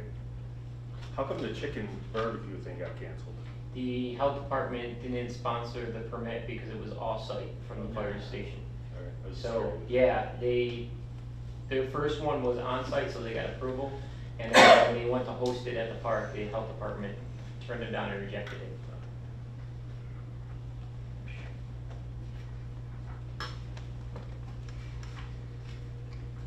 Tony, how many people have signed up for the window painting approximately? We have over 160 that are registered, and then there's also people that are sharing windows, so we're well over 200 kids registered, which is great because it just shows that there's not a lot going on and people are looking for fun activities to do. And plus, it's a long tradition here in Bowensville. You'd be surprised of parents and grandparents that remember doing it when they were kids. So it's nice to see that, and especially when you're out talking to the parents painting them, they remember painting them as a child, and now their children are painting them. So it's great to hear those stories, and yeah, we got well over 200. Good, I'm glad to hear it. Now, we also, we were talking, and the parks maintenance people have been cutting down, Jim specifically, because Yeah. he cut down about 10 of those trees, which is gonna save us a substantial amount. And now we're looking at, because we got we're looking at getting bids to take the other 30 trees, just drop them. And then how much would it be just to drop them? How much would it be to drop them and grind the stumps? How much would it be to grind the stumps? And then we'll take a look at it, and we should save a substantial amount. We've been talking about it from that initial $24,000 by doing it that way. Right, so, And then there'll be wood there that we can sell as well, even, no matter what we get from the wood, it's more than we had before. I've been talking to both, mostly, like tree landers and timber, and they said that's the way to do it if you were looking to save money. We'll drop them, it's easy to drop them. You clean up the mess, and then we'll come back and we'll stump grind it, and it'll save a whole bunch of money. The biggest cost would be the cleanup, and that's what they don't wanna do anyways, they just wanna drop them. So if we can get them dropped and we can cut them up, we'll save a lot more money doing it that way. You're gonna be able to get it done in the next 2 weeks? Not this year, Oh. this is what we're talking about next year. Next budget. year, okay. Yeah. So we might not have to go to the 24,000, they might be less. Do the folks that cut down the trees that can bid on this, do they have to be in Onondaga County, or can they be anywhere? They could be anywhere, yeah. Yeah, I just went local because the wood can't travel more than 50 miles. Yeah, that's what I was asking those questions. Yeah, the wood's about. different, wood can't travel, Right. but anybody can cut them down Yeah, and anybody grind can the come down. stumps. But there is a limitation on it because they're affected ash. Right. Yeah, they're, yeah. How many total trees? So with 144. 141 that need to come down over 3 years, Wow. but there's 40 that need to come down, well, we're earmarking them for 2021. And we've already got 10 out of those 40. Okay. That's Anything all, else? no, that's all I have. Mr. Yeager? Good. Did I miss anybody tonight? Well, you're gonna be in. No, I got- Oh, you got something else? Well, I'm sorry. Dina's over there too. Yeah, Nina's over there. Oh, that's right. I I knew I missed somebody. All right, we'll go with Mr. Hull first. I always miss somebody. Well, I'm usually over there, but I Yeah. wanted to have It's, Okay. it's just a note, and it's a sad note, but I just wanted to make people aware that, we lost a member of our highway department. He died last week. He's one of our supplementals, Butch Claver. He retired from the village. Then he came to work for us right away. He's probably helped the town, I don't know, from what I hear, 15 years or better. So he was one of them guys that, I could call him at 2 o'clock in the morning, I'd be looking at him at 2:15. So, he's 74 years old, but he was long-standing with us, as well as did a career with the village. So, I just wanted to let you know, there have not been any arrangements made as of yet, and I don't know what's going on there. So, we're hoping, his son made us aware of his passing the morning after, and we felt that he was gonna let us know what things were gonna be done. Butch was one of our crew that come over here and did the sidewalks every morning after riding the wing from 2:30 until 7. So, he may have been 74, but he was willing to show up and work, so. 74 is not that old. Well, we're gonna miss him and. I'm starting to creep up on that myself. You used to think it was. Well, I don't think it's that old. But we're Y'all gonna used to miss, think we're gonna 30, miss so. having You hit 60, you won't think it's that old. He was dependable as all get out, so. Oh, that's too bad. I'm gonna miss having him on the crew. Other than that, That's it. All right, hope you have better news, Ms. Philpott. Yes, I'd like to stick to the agenda, please. All right. Very good. Okay. All right, so we'll go to the regular agenda. May I have a motion to authorize the supervisor to sign the revised 2020 Campbellwood Senior Center agreement? I'll move that. I'll second it. Okay, what that was, there needed to be some changes in the language throughout the year. The town of Lysander and the village had to work out some language that they were both comfortable with, so that's what that's about. All right, all in favor? Aye. Any opposed? Motion carried. May I have a motion to hold a public hearing on Thursday, November 19th, 2020, at 7 p.m. in Lysander Town Hall for the proposed River Mist Water Supply District's Extension Number 2. The resolution shall authorize the town clerk to advertise for same. I'll move it.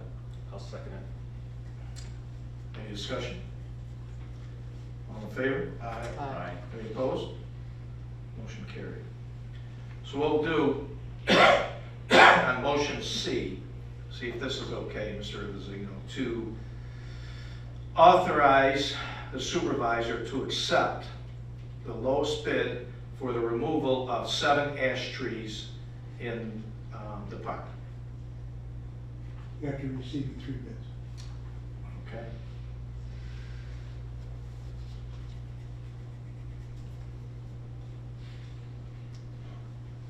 Okay, so may I have a motion to authorize the supervisor to accept the lowest bid for the removal of 7 ash trees in the park after receiving 3 bids? I'll move that. I'll second it. Any discussion? All in favor? Aye. Any opposed? Motion carried. May I have a motion to authorize the transfer of $7,000 from A 7310401 to A 7110401 to cover the cost of the Lysander Park parking lot resurfacing? I'll move it. I'll second it. Any discussion? Is this chip seal or is it? Yes. What was that total? 7,000. He already had 4,000 something in his budget. Oh. So I'm moving money from programming money over to park projects, is what basically those line items. I'm taking $7,000 out of programming to cover the balance out of park projects. And that was what we talked about a couple of meetings ago. The actual It's 11, it's over. total was 11, turned out. Right. But the bid Which was- is less than what But the we. bid was 14 something, if I Yeah, remember. I think we Less than authorized up to 15, 14, yeah. and it came So- in at 11. And that's why we did it, Yeah. because it was gonna be cheaper this year, Yeah. so. How's that money moved now, Dave? Does he write a check to Sucode as well as me? Yes. We changed. all right. I should say we. You're, you. My voucher. Yeah. Any further discussion? All in favor? Aye. Any opposed? Motion carried. Thank you. May I have a motion to authorize the town supervisor to pay, to levy unpaid 2020 water bills onto the 2021 county town tax bills? Did you say authorize the town supervisor? That's not what it says. No, I didn't. If I did, I mean, to authorize the town to levy. The town supervisor. I'll move it. There we go. That's probably a Freudian slip in there if I did say. I'll second. Go ahead. Any discussion? I'll second. All in favor? Aye. Any opposed? Motion carried. Okay, so we're gonna need C, D, E, F, motion F. May I have a motion to authorize the sale of a pickup truck load of Park Ashwood for the price of $25. I'll move it. I'll second it. Any discussion? All in favor? Aye. Any opposed? Okay, motion carried. Okay. New business. Any board members have any new business?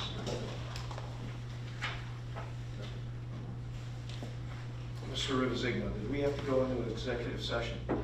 Yeah, but we can, if you want to finish up with Jerry. Yeah, let's finish up with Jerry, then we'll go into executive session, so.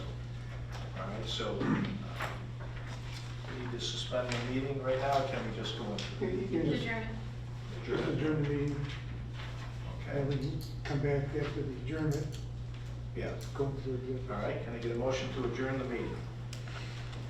I'll move it. 7:30. I'll second it. All in favor? Aye. Any opposed? Okay, meeting's adjourned. We'll start back into our budget. I think Mr. Jurassic has some additional questions.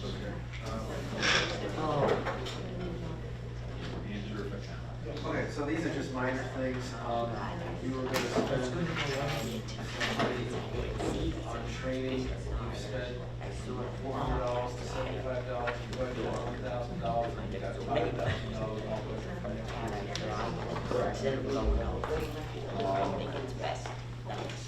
something you might not be aware of, we had PESH coming through. No, go ahead. Okay. We had PESH come through and do a consultation visit with us. Who came through? I'm sorry. Where are they standing there? It's like OSHA, only public. Okay. Okay, public employees, safety and health. Okay. And a lady from there came through, evaluated our facility, anything would be unsafe for our workers, our training, our documentation of training, just the whole ball wax. And she came through and we did very well, actually. We only had 8 items that we got addressed. One of them was as simple as an exit light over a door that was out. No, my brothers. Put up a new exit light, you know, some other door markings we want to see. Training is an area, you're asking about training, we have 1,000 there, that basically amounts to $100 a man. You can't get much training for $100 a man, so. Well, we're in the process of developing a training program as well. Mr. Yeager, Mr. Hull, and I have been talking about this because the highway, there's a number of issues that need to be addressed through training that we really have to Safety get to. issues mostly. Mostly safety, yeah. Well, I think it's a great thing, I just Never wanted had to know. enough Well, I put it to 5 as a request, figuring on the average cost of any training session is $100 or more, so probably more most of the time. So I said if you had $500 a man, 5,000, we might be able to get something accomplished along those lines. Or and if it's training for the guys, it might be bringing somebody in to do something. Now, the lady from PESH is scheduled to come in the very near future and do a 2-hour session on safety in regards to traffic control and I can't remember what the other thing is. I just spoke to her today. And that doesn't cost us anything. So we'll take all that kind of training we can get. And it's documented training, but, so, working on it, and that's why there was a nudge up in that area, because you can't really do a lot for $100. Did she issue a report? Yeah, I have a copy of it on my desk. So is there like a timetable as to Yes. things that we have to respond by? Yes, the things that we have to address, I want to say the date on it's December 28th, Okay. and I've already addressed like 3 out of the 8. And the total sum of addressing these considerations were more or less along the lines of housekeeping type stuff. Like I said, the emergency light, maybe it cost us $35, you know, so it was very, very minimal cost and kind of an eye opener for us of things you get used to in your workplace and you don't even recognize it as a hazard. So. Just from experience, the fact that you did so well with PASH, congratulations. Yeah. You did good. Well, I was happy. Yep. I had my wonderments. Okay, and this is another, just all over the place, but in the general operating budget, we've got $5,200 in there for a safety consultant. And I can't find it in the highway budget, but I'm sure it's there. But we were gonna split a $10,400 expense between highways in general to hire a safety consultant. Is it in the budget for highways, David? Yeah. What number is that? I know it's in. I can't find it.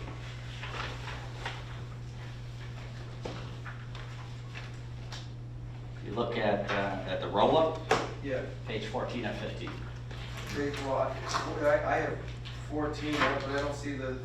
At the very top, very first Oh, line. there it is, okay, right at the top. So are we doing that? Did we hire We somebody? didn't do it this year, no.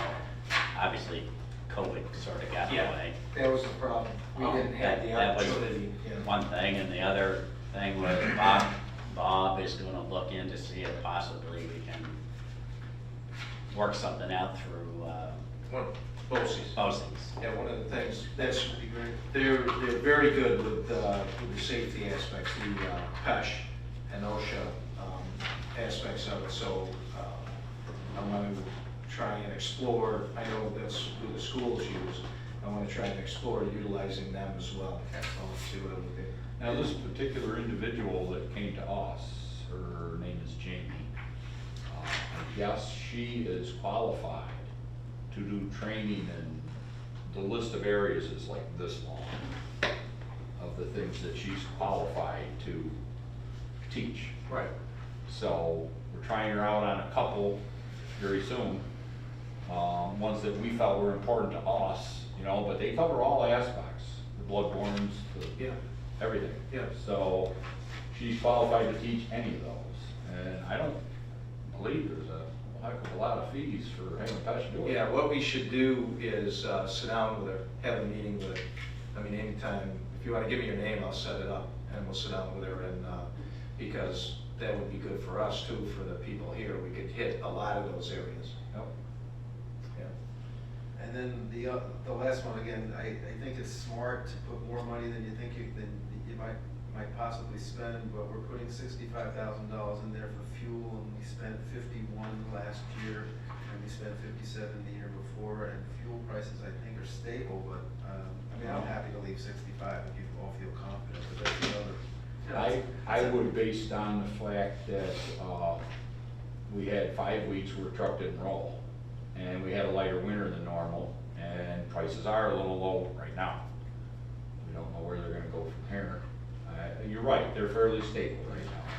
The only problem I see with that, and I watch the Business Channel quite a bit, and the problem that oil prices could have is if you get a change in administration with the president, that could affect oil prices one way or the other, either up or down, depending on who gets elected. So right now, it's too close to call, so I think that's a fair number. Yeah, 60, okay, I'm looking at line by line here right now.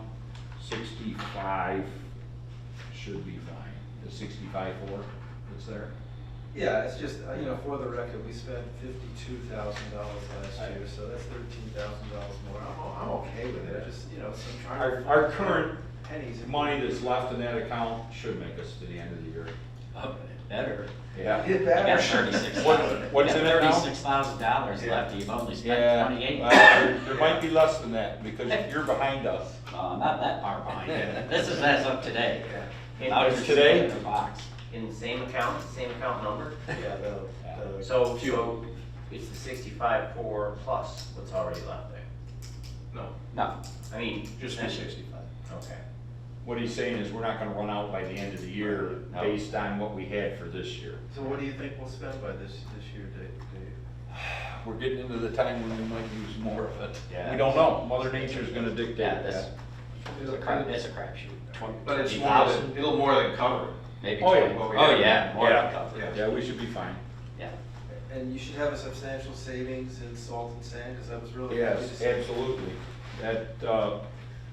That's one of the sweet spots in this whole budget year because it's a big one. And salt and sand, I wanna say, I wish I had that sheet with me, my current funds So you went down available. $10 a ton. It's about 100, you might have that one, because that hasn't You got changed. 75,000. Yeah. No, there's about 132 in that one, salt and sand, salt.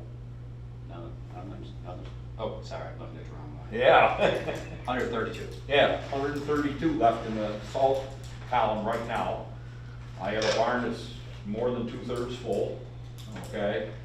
And I'll call it a windfall, but the new contract price for this year for salt, switching the vendors, going from Cargill to American, but the county contract is $10 a ton, basically $10 a ton less than it was last year, based on our allotments and the amount we usually use.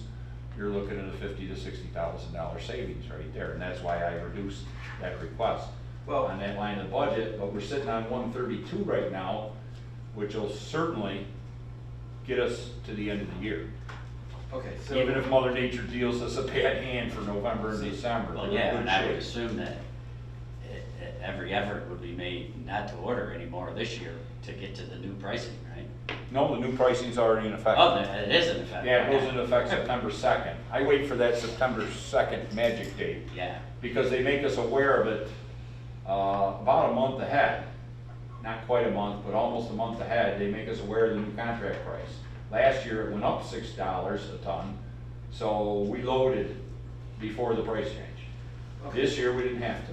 So two issues. One, we budgeted 267 for 2020. It sounds like we're gonna have a pretty good chunk of money that's gonna go into the fund balance. Maybe $80,000 to $90,000. And we're projecting, we're tentatively budgeting 194. So, you know, in terms of trying to find money for you so you can do more with roads, Mhm. do we want to reduce the 193 even No. more? No. Because you spent 195 in 2019 and 186, and it sounds like the prices are even lower. So maybe. Well, they're not really a lot lower. They went up $6 and something a ton last year, came down not quite 10 this year. I'm fine, but I just, the reflection here, at some point, we're gonna talk about fund balance, and it sounds Yeah. like there's a chunk of money in the fund balance. that Well, we there, didn't anticipate. I gave you, didn't I give it to you, David? A sheet that gave you projected Yeah, leftover you money? gave me that, and obviously I used my magic wand as well, looking at Okay. your numbers and, It was substantial. yeah. You know, we already did some calculations based on where we're at and what we perceive we Right. need between now and the end of the year, and I passed that to David already. Well, I'm fine with leaving 194, but just keeping in mind that we have a fund balance chunk of money. Well, I leave it at that based on what we're allotted 6,000 tons. Right. And if you take our per ton price times that, it makes it an easy number. What do we typically use? In the 4,500 and up, you know. Last winter was a light one. We got away easy.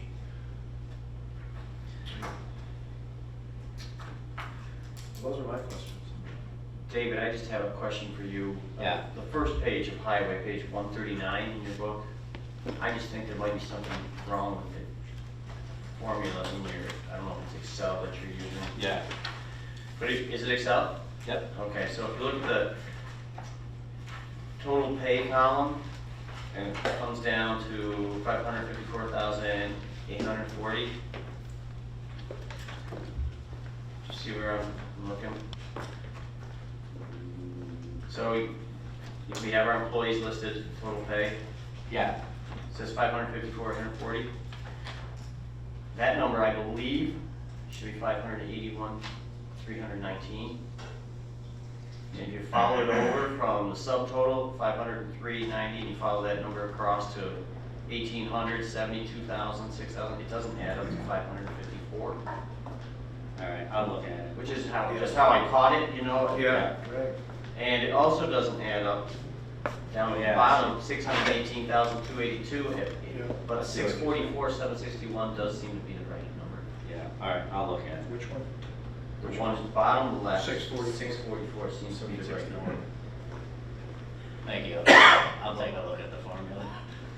It happens, I know that it happens, but And where is that number in the beginning of the roll-up sheets?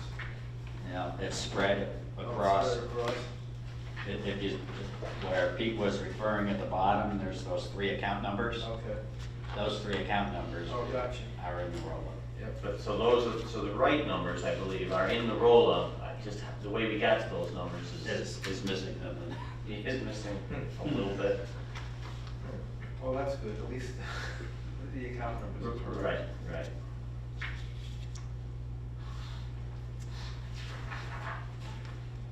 Good catch, Peter. Well, you know, 72,000, it was an easy catch. 503 plus 72 does not add up to 554. It was an easy catch. Oh, good catch. Yeah, right? We looked it over pretty hard. Yeah, you wouldn't have seen it on the roll-up though, so that's why it's okay, because the Right. three accounts are fine. Right.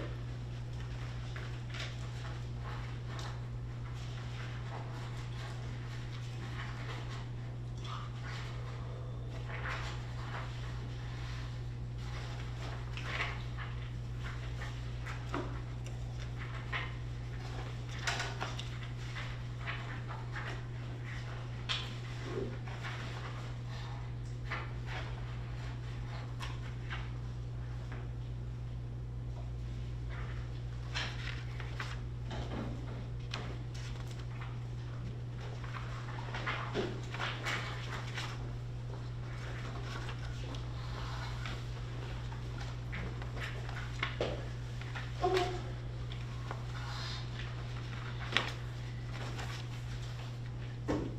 night. What else? I'm good. Did you get all your highway questions answered, Bob? I think on so. the sheet? Signs, you asked a question about signs. Oh, yeah, the Oh, sign. right. I did ask a question. Yeah, about signs. we've been doing the question. You got your sheet? What have I asked? Whether we've been doing Oh, the what signs. we've been doing? Yeah, So, yeah, what's, and we have been. okay. Well, Are we done? Street No, signs? yeah, street in Radisson Radisson too, right? specifically. Yeah. Yeah, We took care of your neighborhood, Dave's neighborhood this year, the one that had the wooden ones. And, yeah, and we, had made that intermunicipal agreement with Clay, saved a lot of money on the signage. yeah. Gonna continue to do that, that seems to be working. Radisson's the next area of interest for us for the street signs, the non-reflective, non-breakaway, you know, they're just totally non-conforming. So now that we're catching our breath, if you will, from Patchett and Mott, you know, we're getting down there, but we still got fall time. We can order up some of the signs and do the big safes and start planting. We'll probably start on the mains where people are traveling a little bit higher speed, to get the reflectivity up there and get signs mounted in this manner so you can read them, not this manner so you can't. So, we'll be conforming. So that, what is left right now currently, I don't know if that's what you're referring to, there's some money left there, I wanna say it's like $8,000. How much are all those signs gonna cost in Radisson? I can't give you that guess, I can go to the list sheet from Clay and calculate the per unit, and then, you know, submit that. But we intend to use some of what's left right now in the sign, that's why we didn't include it in our move forward line on our list of data the other day, so. Yes, there's way more than $8,000 worth of signs. Oh, yeah. Yeah, no, is it 20? Well, you also gotta figure the posts and breakaways, Yeah, Like just 30, a breakaway is $100 $100 a Like piece. 30 grand, 40 grand?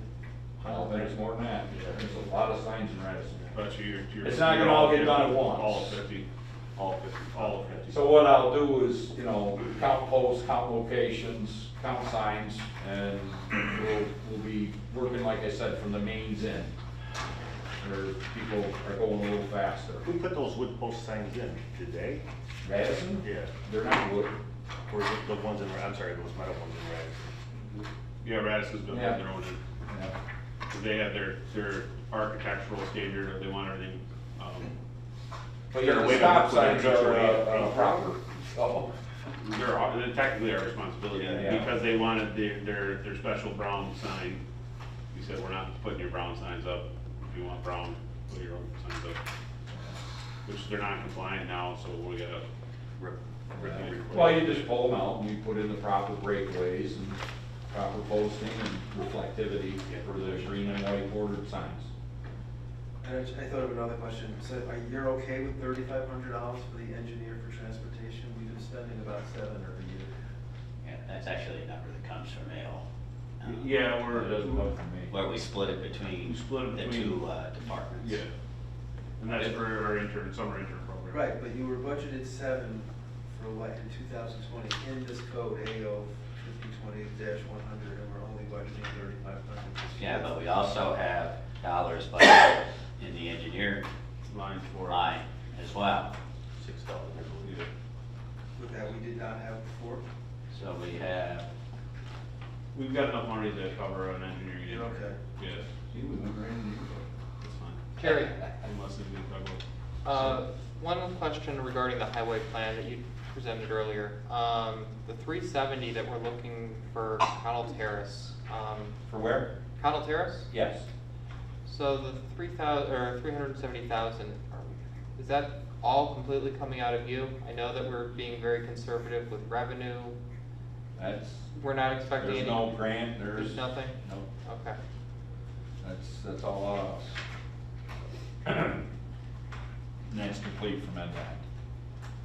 Are there any other I don't remember a conversation like this, but are there a lot of roads in the town that are as serious as Connell Terrace or Mott Road in the Well, sense the that next one we wanna do after Connell Terrace is, Eden, Exeter. I do Exeter first. Yeah, So are, same problems, drainage and road bed, and is Indian Springs the only place that we're having these? huge issues? Yeah. I'd have to say, yeah, right now. Yeah, I mean, we've got other areas that aren't great, but there's not anything that's not, we don't have anything that is in urgent need of reconstruction. Right. There's some areas that we may need to do full depth asphalt, but no areas that we're aware of at this time that need to do. Biggest problem in Indian Springs has been the drainage. Yeah, there's The no ice drainage on those problems, streets. you know, it freezes on the road surfaces, and the sluices, like on Connell Terrace, the basins are so far apart on that sweep and bend as you're coming down from the cul-de-sac. On Connell, you come down around. After Kriego. After Kriego, the right-hand side, that water comes down through, there's no catch basins there to gather it and Almost convey 800 it, so, yeah. It's almost 800 feet of road with no catch basins on it. Right, and so it gains speed as it goes down the hill, and we've literally had it undermine the road down there where we've had to go down there and pack it, just to get by, you know, so, the old concrete sluices, gutters, whatever you wanna call them, have deteriorated to the point where they've actually been asphalted over in places, and now they end up washing out, so. I'm asking because I remember when we were talking about Mott, there were concerns about if we were gonna be able to get to Mott this year. We were blessed that we got the grant from the county to Mhm. help us and everything. What was that, 30 or 40? 30. So that's why I was wondering if we're expecting to just eat this, so, I'm not seeing it. okay. You know, haven't heard any rumblings. The only one we've heard about is the 50 that we might be able to use on Lysander, which is another road that we've been trying to apply. We've applied for grants since I've been here, every year, and we haven't been able to get heard yet, even We're with the still- truck route. We're still working trying. Yeah. on some stuff, we got some things. Because that's an expensive road from end to end, from Willard to Probably. my shop, it's a $500,000 road. Yeah, Just to resurface is 250 without putting any undergrade in, and there's definitely spots that need undergrade. Yep. Jerry, I will say that this is the first year that I think you've done this, or put it in this format. It made it a lot easier for me to look at, so thank you. Well, what ends up happening, we did it last year, we gave you a road list, basically. Same kind of, just a different listing, okay? But it was the same concept. There are intentions, and we're basing our budget requests on what we perceive as needing to be done, which isn't really done in a lot of places. It was advice to me and anybody else that was listening. As a highway superintendent, the New York State Association said, hey guys, wake up.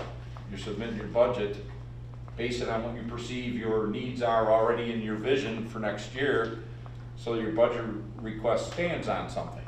And, you know, then it becomes my pavement management plan based on your funding level. Because then I'll go back through this and cut what I gotta cut to get down to the number you give me. And that becomes my pavement management plan, which technically is supposed to be done in January. So, but we typically get to it around March here. You know, I think it was the first week of March this last year, right as COVID was hitting is when we signed it off. So, it is a great way to do it, following the advice of the New York State Association.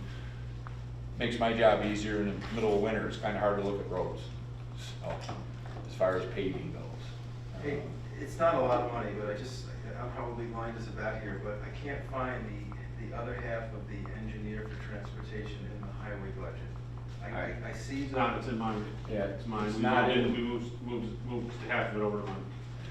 So it's a new expense in yours? No, No. we just reduced it. We just So if reduced- you look at page 4 of 15 on the roll-up, On the roll? It's like Yeah. $6,000 or so. and there's actually a page under Al's budget too as well, but under Yep, I got it. 1440-101. Yep, got it, all right. So we got 5 there. 5 there, and whatever the number was on the other line. All right, thank you. What about your tree questions, Bob? What about? I don't know that they've been answered, have they? You're- My part of the budget? Well, you're taking down ash trees too, because you have it in your explanation that the emerald ash borer. That it can become an issue because there's a lot of dead trees around and we deal with them when they fall. Right. Okay? The middle of the night, wind blew the tree over, road closed. And we perceive it as we drive around now and notice the amount of ash trees that are quite tall, quite large, that are dying. And You don't go out and take them down. we just don't take go out them and take down. them down preventative. I always felt that, if we see something that's dangerous in our right of way, yes, by all means, we'll get it taken care of. Whether we can do it or whether we have to have timber or tree landers or somebody take care of it. Well, I had said at one point, it was brought to my attention that a few towns that had issues before the emerald ash borer, they would divide their town up into like 4 quadrants and bring in a tree expert and go through that area, do a quarter of the town each year, and take down anything that's gonna be a perceived hazard before it actually falls in the road and costs you overtime to call guys in and, let it be part of that. It's like a plan, like you want a plan So for the- guardrails, it was a plan for trees. Yeah, so They the- found that it really dropped their emergency calls after 4 No, it's consecutive 15,000, years. right? Yeah, so the 15,000 would be preventative maintenance on things like that, is that what you're talking about? No, it was, what was I at before, 12? Where are we at? Trees, right? Well, we budgeted you 15 last year, but you spent 10.6 in 2019. Yes. And around the same amount in 2018, so it's, I said leave it alone for this year. Yeah, I mean, it's still 30% higher than, 40% higher than what it was, so. Mm-hmm. No, I didn't ask for any increase there. I No, felt, from what you spent in 2019, Yeah. it's actually 50% higher. So if that's what you need, I guess that's what you need. well, I hate to use that term, but it is a crapshoot, and we are getting more and more, we're noticing more and more of them around that could become a hazard in our roadway, and we don't have anybody on deck for a preventative. Yep. Okay, and I did have more questions. So this year, we're doing the right thing, and we're gonna pay you for mowing, the cemetery. We didn't pay you before, I don't Yeah, you think. did. No, we did this year, This year we did. yeah, Okay. And plowing of town hall, the same thing? yeah. Well, Been that doing we've always done. since I've been there. And where is that money reflected in the operating expense for the town, for the general? It's under buildings budget on,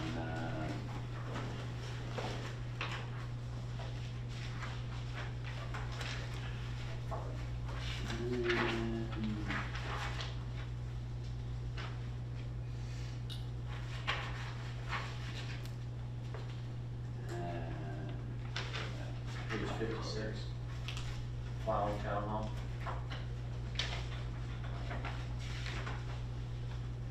it's on page 56, Thanks. under account 1620-402. And is that where the cemetery money is? Now, that's under account number 88. If you look under your cemeteries tab, Okay. Oh, yeah, right, there it is. But that's new, under the cemeteries tab, that number wasn't there. no, but that's because we haven't been budgeting for it, and we should have been. And we were, like Right. last year, we had to do a budget transfer because we totally missed it. Right, but we didn't budget for it for this year. No, Because it's not in. no, yeah, you're right. And you remember when we had the conversation, I said, we're gonna have the same problem in 2020 because we didn't budget for it again. Exactly. So yes, we will have the same issue next month. When we do, when Jerry submits a sheet for us to reimburse the highway fund, so. For the summer. But now we finally have, and I made myself a note to make sure that we included in the budget going forward. Gotcha. So that's why you see it. I'll help you, it's been dry, we haven't had mold on Jerry, do you know where you are right now with your parts and repair budget? it. Pardon me? Do you happen to know right now where you are with your parts and repair budget, where you stand year to date roughly? only two pieces of paper I didn't bring.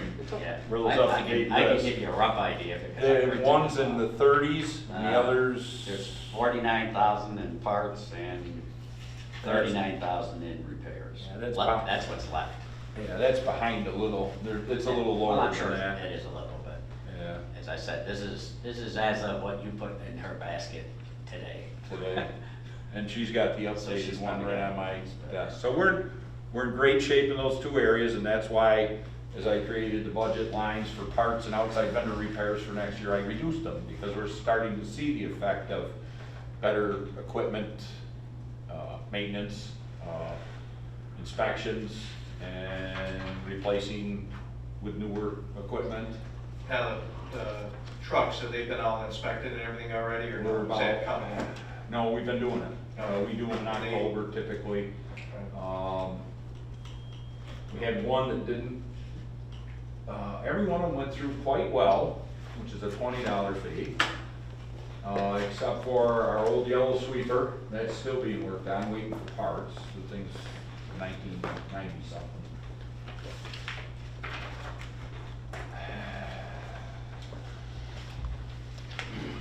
To give it to you. 1991, and that's currently getting some parts, some brake shoe areas and things like that were rotted right off. We need some parts for it. So that one's not gonna cost you just a $20 inspection fee.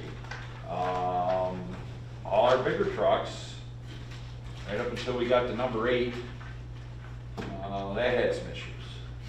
That needed some brakes up front, brake drums up front. Is that an older one? Yeah, it's not the oldest, it's a 2007.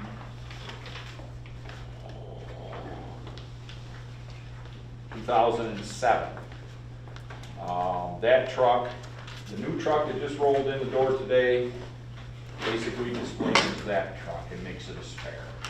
So, we told them not to go nuts on it, but make it safe, DOT inspection. It required a steering stabilizer arm, or I can't remember what he exactly said, was loose, okay, it needed to be changed. Front brakes, but he made us aware, there's a power steering oil leak, there's engine oil pan leak, there's a problem with the antifreeze, okay? And the rear brake's still got a quarter life left in it. I says, that's gonna be my spare. So that'll only get called into use if number 7, which is actually 2 years older, but flew through inspection, no problems. That'll be our first hit spare. Hopefully we can get to number 8, but if we do, it's gonna require fluid checks and that before we can even roll it out the door as a spare. So I'm anticipating getting rid of that one in the spring. We don't like to be without 2 spares. So I don't know how many more questions we have. Now, I've only got one more piece of the puzzle here for you guys, okay? Part of it's clarification, and, you know, our request for my secretary, okay? You've got a total sum in here. Where did I go? It's back a couple pages. You got a total sum in here, secretary to the highway superintendent, category 102. We had requested 22,750, and you put in the tentative 22,880, which is the same as was in there for this year right now. Okay, and I'm just confirming what we put on our sheet here that we turned in. Is the secretary's pay gonna move to the $17.50 an hour for the 25 hours a week? It's just clarification. Yeah, that's something we'll have to talk about. You know, you want a $2 raise for, Well, it's a change in position. yes and no. I mean, she's been doing that job, that's what she came in, and that's what she was hired for, in that position. So, But, no, I understand what you're Okay. saying. I understand what you're saying. All right. We'll take a look at it. You know, because, I'm just saying, you put the money there, Yeah. and I'm just clarifying the actual hourly rate that person will be working under. We always put the same dollar amount for labor as the previous year. Okay. except for like that highway, because we know what those numbers are going to be. Everybody else, if you notice, it stayed the same. Yours stayed the same, Mhm. hers stayed the same, that, I should say that position stayed the same. So after the board discusses it and decides, obviously that's when the numbers will change. But it had, the position, her position within the organization has changed from sometime part-time, occasional, to she's there every day. Right. And that's what. When does she get off, when does she get off probation for 26 weeks? The end of this year? Should be somewhere around, should be December. Oh, December? Yeah. Okay, Should so be going- before the end. She'll be out for probation, because. And that's why I asked, Or maybe January, Okay. January. just so I know Yeah. what's going on with that. And then the other one, I had a sheet to hand out with you. Obviously, it was questions about the position of highway superintendent. So I got a handout for you guys. It's a 2-pager. This just shows history here within the town with the different positions, percentages. Okay, and then the second page shows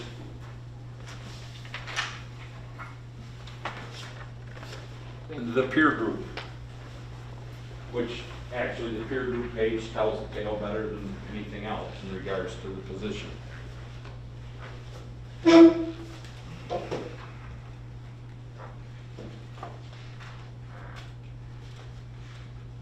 If you look at, go to the second page, if you look at town of Lysander, you'll see it hasn't changed in, call it 10 years. I mean, we only went back as far as we could find documentation for it. But the peer groups do change pretty much every year. Okay, and then if you look to the far right, you'll see the average of all towns for that position for 3 years. I have the averages there. But bear in mind, in that average, you're using the 55 for the town of Lysander, which draws that average down. Okay, so you look to the far right, you'll see for 2020, it was 72,915. It's always been said we wanted our positions within this town for life work to fall in the middle. And the middle actually ends up being, with the 55 averaged in, of 72,915. That's why the request was for 75 for that position. It's, if you look at the bottom, we put some tidbits there. Town size, square miles. We're the second largest town in all of Onondaga County. We also are the fastest growing town in all of Onondaga County currently, which is more roads, more work. Population, the newest census we could find was for 2010, and that had us at 21. I'm pretty sure we're over 25,000 now. Somebody correct me if I'm wrong. I think we're just shy of 20. Okay, so we're still moving upward. And you can look at towns, oh, maybe a good comparable. Pompey is the only town that is a bigger landmass than Lysander in all of Onondaga County at 66.5 square miles, so they're 2.5 square miles bigger. But they only have a population of 7,000. And the super there is, you might as well say 70,000 a year. So these are just comparables for you when you're considering that position line of the budget. I'm glad you gave this to us. Oh, I that didn't have helps. them all. The stark truth was the first column, though, that it hasn't moved at all in years. And our other people have all moved upward over time. That's on the front sheet. So, just for your consideration. One of the things, That's all I have. Because the other things all were pretty much the same. one of the things we have to talk about is the fuel fund. Mm-hmm. Now, when Mr. Yeager and I were talking about it, to put new computer software in there, and correct me if I'm wrong, The pumping software, the first number I got was 25 grand. 25, and that was, what, a couple of years, it wasn't this year, right? No, it was in 2019. 2019. So that's 25 grand. If I'd have known you were gonna wanna ask about that, Yeah. I have pricing from vendors. Yeah. As like Well, you he's can, got some. I mean, we're gonna have more discussion, but I wanna talk about it About now. the fuel, yeah, I don't have a problem, whatever you wanna do, I mean, I can roll with it. But I have the numbers both ways, because to save on one side, you gotta spend on the other. You get rid of the system to reap any benefit, especially in the insurance side of things. Right. As long as them tanks are existing over there, you're gonna pay the insurance, because they're a hazard if something goes wrong. So, that flip side is a $30,000 bill to Yep. decommission and Yep. make it safe. Yep. Take it off your insurance. Take, decommission the whole thing for 30,000. Life expectancy of the current system that's over there, given the fact that it's fiberglass tanks. No, it's is- epoxy coated steel. Pardon me? That's epoxy coated steel. I didn't hear you. It's epoxy coated steel. Those tanks are epoxy coated. Oh, I'm sorry. But the life expectancy of them was like, at the most, another 10 years. Yes. So, you know. Years. Yeah. Huh? Yeah, for the tanks at the most Right. years. Correct. And I think, just while we're talking about it, when we were talking over the numbers, I mean, we get out of the insurance business for that, right? That's, I think, $1,700, $1,750, yep. right? And then there's a $900 fee for Testing, annual testing. testing, annual testing, that's another $900 that goes away. The inspection and testing. So. The only reason I brought this, when we were talking about this once a while Right. ago, was more of a matter of convenience for us, obviously, it's right there. Okay, we wanted to address as part of this, we were gonna talk about some kind of call it a DOT approved fuel trailer or something, so we Yeah. had some quantity of gasoline at our facility for all our small stuff, something that we could drag over to the school and fill, Mhm. and have it on our premises How much- legally. What's the cost for that? I don't know. Oh. We never got all the way through all this, and of course, then COVID hit, and we were supposed to be, we've already signed the agreement with the school. Right. And there were a couple parts of that agreement that I questioned, especially when fuel prices were spiraling downward. I think you need to reopen the door with the school system in terms of, if my memory is serving me correctly, the deal with the school was 5 cents a gallon more than what it's costing them. Right. But the kicker to that was, in that agreement, it said, based on the highest cost recorded in any given month. Right. You start off a month at $2.50, I've seen it drop to $2 in a month. So I don't wanna give them $2.55 if I bought my fuel mid-month and later where it was a whole lot less, But I need to kind of negotiate that part of it where a flat fee per year for using their facility to help. That's, if I'm to guess, they do it with the village, with the police department. That's probably a standard agreement they have with all of them, so. I mean, we can. Doesn't mean we can't. No, I differently. No, I agree with you, and I'm actually gonna talk with Jamie Rome's about another issue, so. He retired. He's gone. He's retired, but they gotta get a replacement. They do. Yeah, they're going on. They already got one. Yeah. No, I forgot her name. That girl, yeah. Yeah. They brought her That's around. like- Well, Yeah, they're still going through the process of Yeah.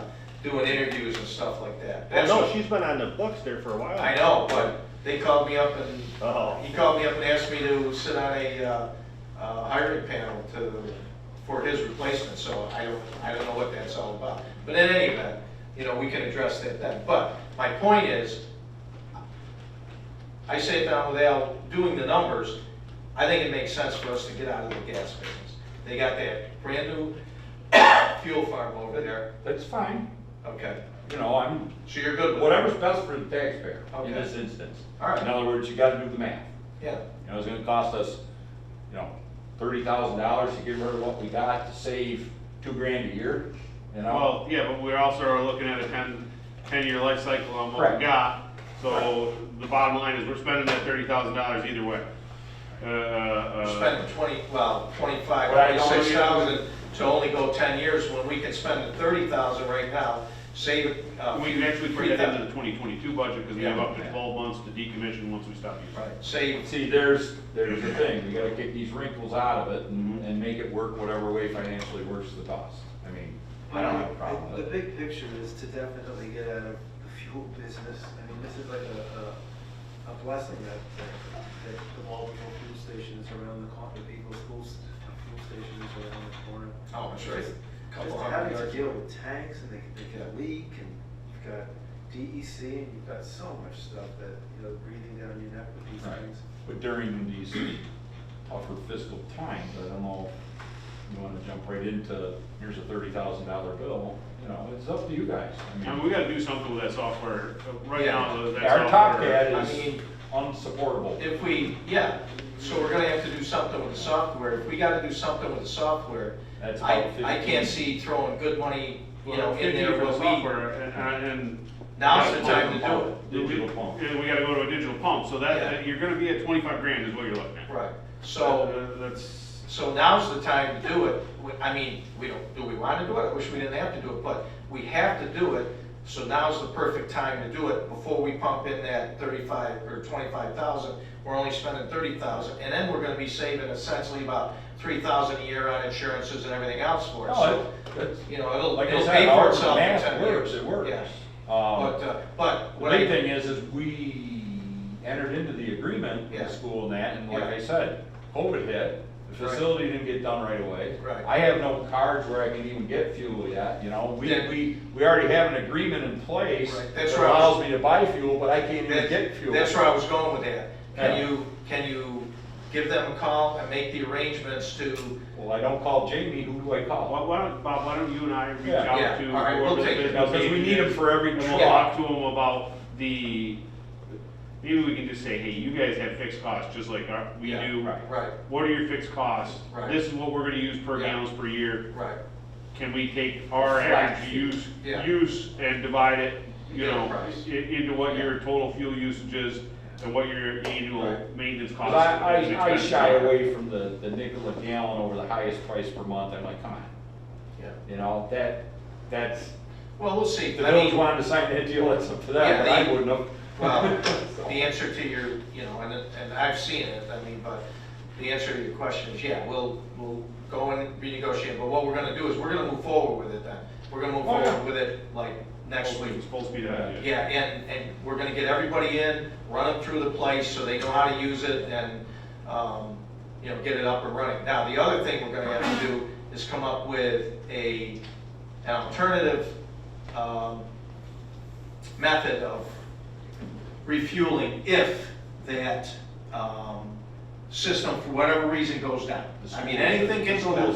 So now, if you want to look at other alternative situations where, if there's another town that we can go to, if we go to the county, if we go to a credit card, I know there's fuel, because I get them all the time. There's fuel cards through the associations of towns.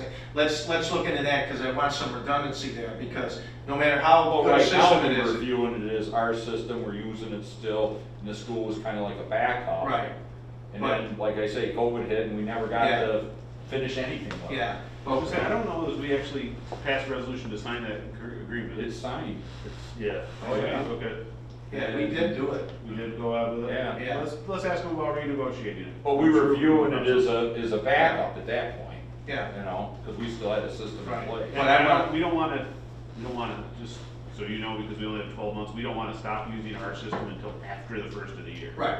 So Well, we that's- got our 12 months to decommission Right. into 2022. Yeah, exactly, but Yeah. we're there, we're right there. Yeah, yeah. We already have the agreement with the, with the school, so we can start using it January 1, Just and see if you continue to can- use ours Yeah. through, See if you can realign that agreement a little bit, Yeah. just for the taxpayer Sure. benefit. And then you got a flat fee in your Yeah. budget every year for fuel system maintenance for the school, okay, instead of a variable gallon rate and based on price and all that. okay. So So we'll pay what the fuel's going for, I mean. what we're gonna do is I will make an arrangement, so we'll take a tour of it so we can bring all your personnel over there. It's gonna be fueling over there, and we'll get a walkthrough and then work out issuing the keys. Before the end of the year, we're gonna accomplish that. So hopefully we can do them all in one day. Okay? No, that's absolutely fine. All right, that went easy. Well, it's easy for me, I can pull in there and go, whoop, whoop, Yeah, pull it there up. you go. Deborah Miller is her name, she's the. I fill my own. Yeah, I've met her. Yeah. I've met her. What is it? What's the name? Deborah Miller. She's gonna be the new one? She's the interim. Yeah. Oh, interim. So we don't know if Next, she's. they probably gotta go through the interview process. That's raining, isn't it? Sure is. Oh, boy. Is everybody good with Mr. Holt? Yeah, come on, beat me up some more. All right. I think we're pretty, You've been very pleasant Yeah. tonight, Mr. Holt. You must have had a good day today. No, I did not. So, all right. No, we just had a lot of help Going getting into put executive together. We have to open our meeting back up, so I'll move to executive session. Good idea, we- let's open the meeting up first. We'll open up the meeting at 8:21 and Move it. move to go into executive session. Second, Mr. Grassi, okay?